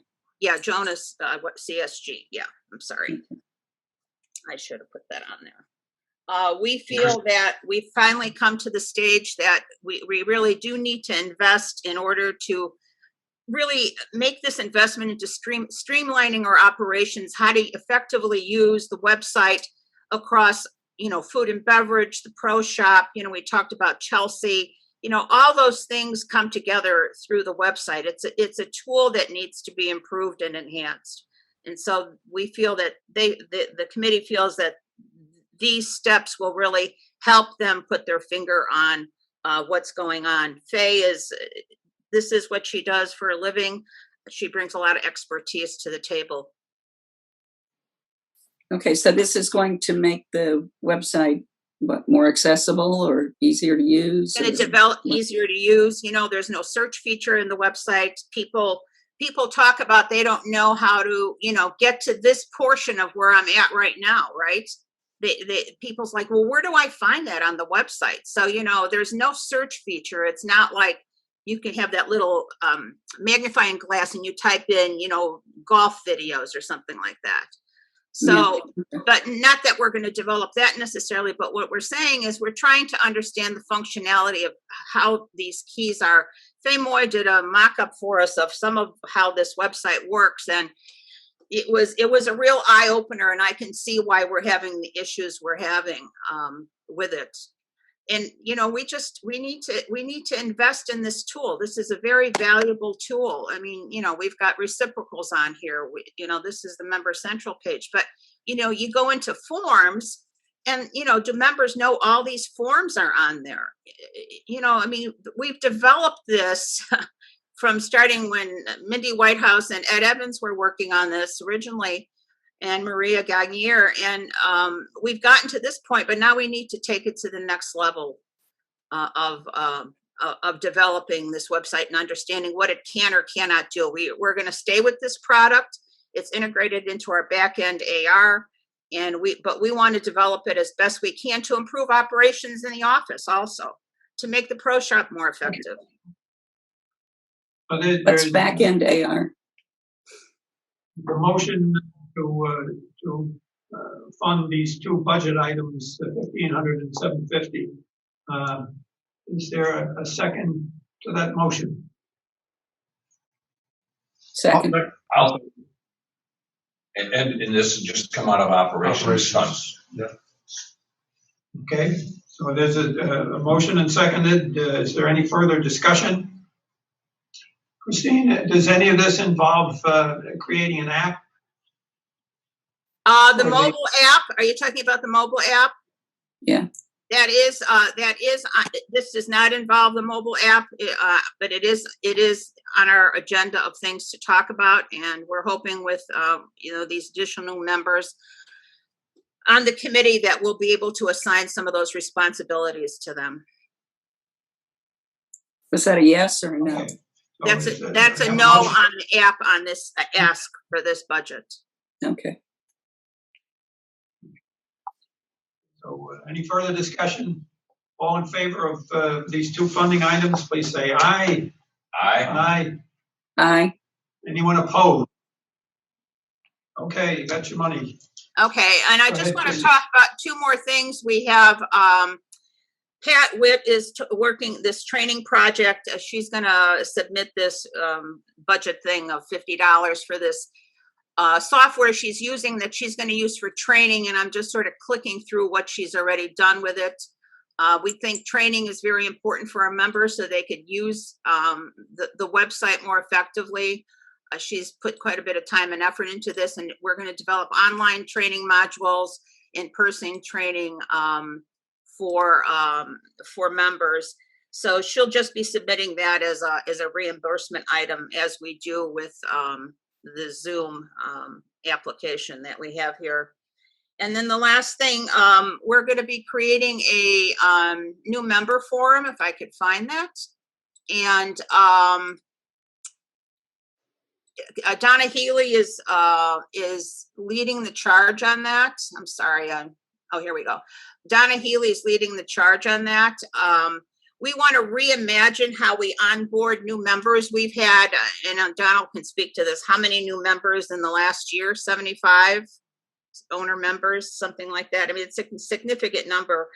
And Donald was always doing new member orientations, and the communication committee is recommending that we sort of notch it up a little bit, onboarding new members, especially with the advent of the fitness center, the new bocce courts, the new tennis courts, the new golf course. So what we're recommending is, so Donna's calling it Foxfire Community Orientation, or FUN, a neighbor-to-neighbor welcoming to the Foxfire community. And she has some steps here that she's outlined in terms of how she'd like to move this forward. And so they're asking a budget request, and I think Donald has the stainless steel cup that we're suggesting that each new member would get at this reception that they would have for new members. And I think Donald has it there. It's from the, I think it's the cup, Donald, that that the golf leagues have received during tournaments. Is that correct? Yes. It's like a, similar to a Yeti, what the committee recommended.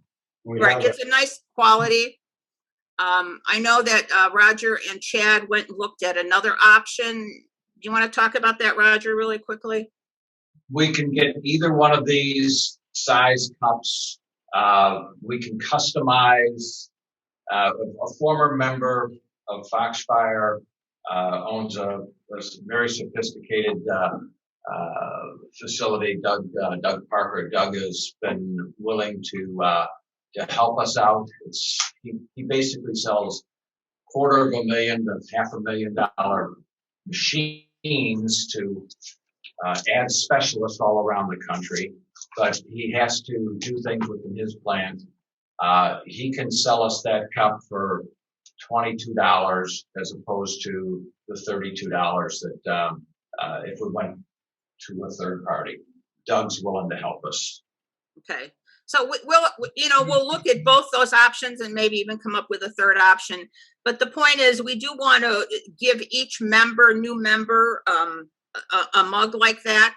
It would certainly help if we could also educate them to bring it with them when they come golfing, so we could eventually eliminate the styrofoam cups, which is on the health and wellness agenda. And so we're asking for the stainless steel cups, we're asking for a budget of up to $3,200, 100 stainless steel cups. You know, we will buy these as needed. We're not going to buy them all at one time, but we will, you know, they'd like a budget of up to that amount. And also they'd like to budget for $5,200 for the new member reception. Donald and Galena and Chad and Kathy, I believe, talked to Galena about a champagne and appetizer sort of welcome wagon approach to bringing people on board, presenting them with the cup. Donald would do a presentation welcoming them to the community. Another, you know, we're trying to reimagine how we might create a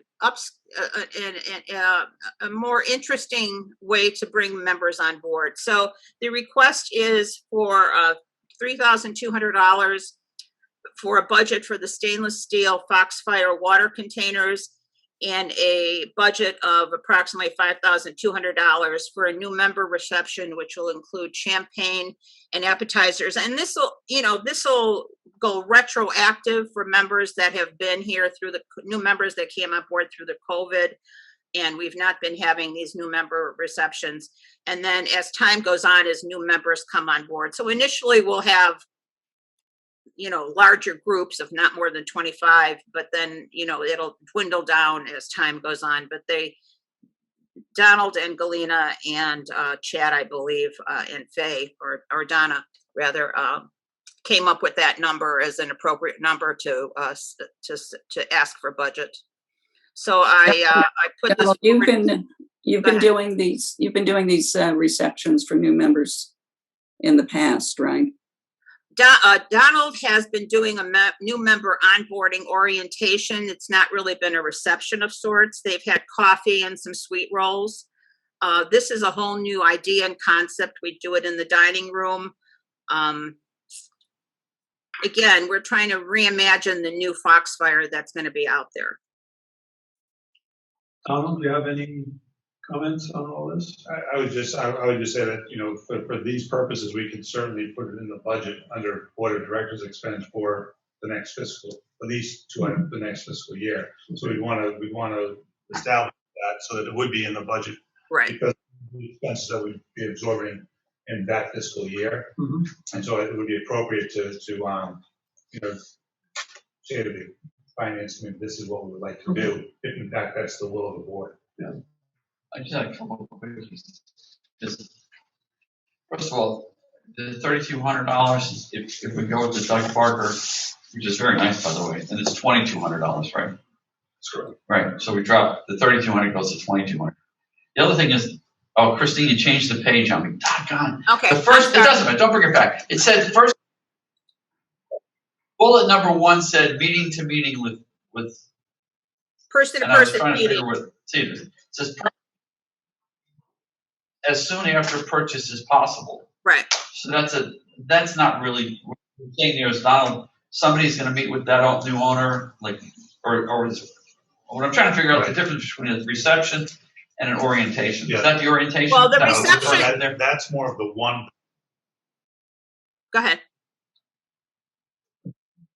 Let Donald answer it first. Yes. The question was addressed to him. So the idea of a person is that way someone on the communications committee would contact those people once they've registered. Okay, so that's a communication. So and they would get in and so, you know, once I passed off from the office so that we can go through the new member packet and so on and so forth, then someone from the communications committee like Donna Healy would contact them directly, sit down with them and introduce them to the community on the member standpoint.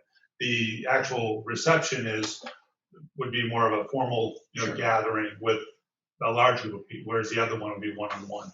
Just trying to think, 55, in that period of time, it would be about 55 in 2020 were new members, about another 30 in the beginning of this year. 80, we're talking about 100 members. Plus, well, I'm sorry, 100 units here. Yeah. Right, about 100 units would be at this reception for $5,200. I'm trying to figure that out. So Right. $5,200, and we have $93,000 we've accumulated in transfer fees in just the first 3 months. So we're probably looking, we'd have 250 people at this reception. Well, Galena Bay, I don't know what number Galena based that budget number on. Sure. But as far as what the actual cost. I'm saying for the budget of $5,200, we're talking. Right. And it might go up. It could be as many as 200 people. It might go up, it might go up. But I think it's one of those things is look at what you base it on, and then obviously whomever, if we have 50 more sales between now and November, that number's going to go up. Sure, and we've got $93,000 in revenue attained from the new owners coming in through buying fees. I don't know what transfer gets confusing. Yeah, but that's not apples to apples. I mean, one goes into one fund and one comes out of the other. So.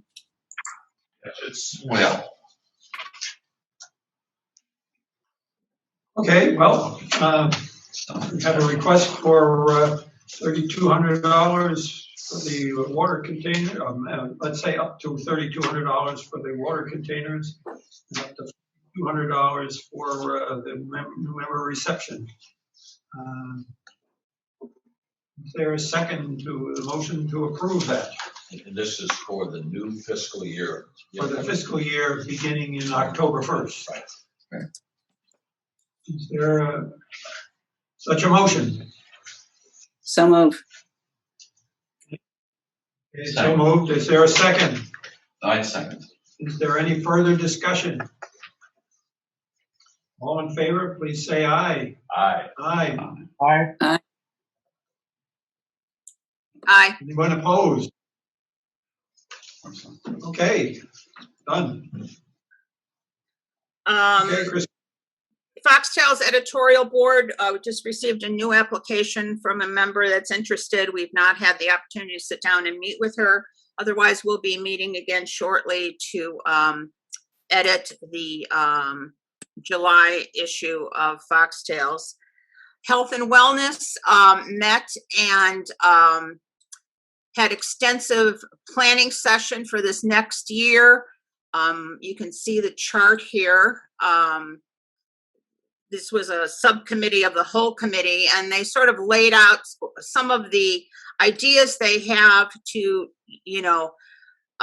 health, wellness, exercise, socialization, all these different areas that they feel are important for them to be addressing here at Foxfire. I did provide a copy of this in everyone's board book for you to review. They're a very, very dynamic group of women, and I just wanted to see what they're doing and what they're thinking about for the next season coming up. Does anyone have any questions on that one? No, you can move Okay. on.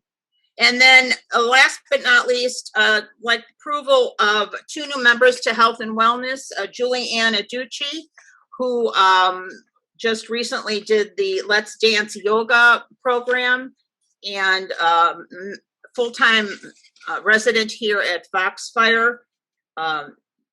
Always a happy person. She'll lift your spirits when you meet her. And Diane Myers, I had the opportunity to connect with her yesterday at the Health and Wellness meeting, and she introduced herself, and she is a passionate health person in terms of eating and exercise, and she will be a valuable addition also to the committee. So I bring forth both the names of Juliana Ducci and Diane Myers as new members to the Health and Wellness Committee. Okay, we have those 2 individuals, Juliana Aducci and Diane Myers, for the Health and Wellness Committee. Is there a motion to approve them? So moved. Second. Is there any discussion? All in favor, Aye. Aye. Anyone opposed? Okay, done. Thank you, Christine. My pleasure. We have correspondence, which is in the board book from the Ensign family and the Cannon family. Are there any members still? Yes, we have two members that have their hands up that would like to speak. First is Rick Payson. Rick, if you could unmute your audio, please. And now he's been on the call since the very beginning.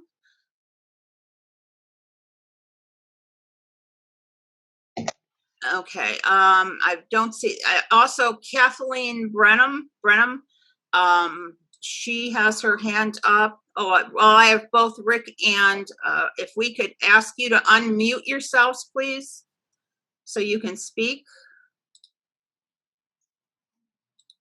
Kathy went away. Kathy went away. Rick, if you want to speak, would you please unmute yourself? Because I can't do it at my end.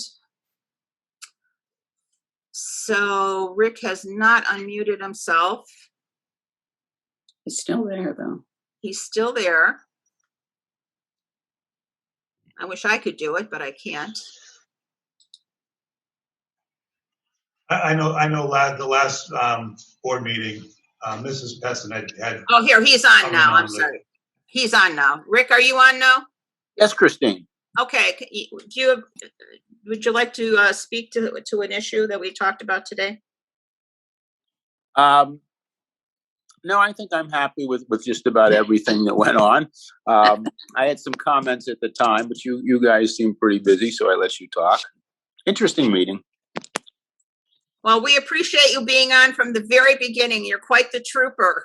I saw your name pop up right away. So thank you so much for that. We'd love to have members on board listening. Okay, that's good. Okay, if there are no other members who wish to speak, is there a motion to adjourn? So Motion to adjourn. Second, all in favor? Aye. Aye.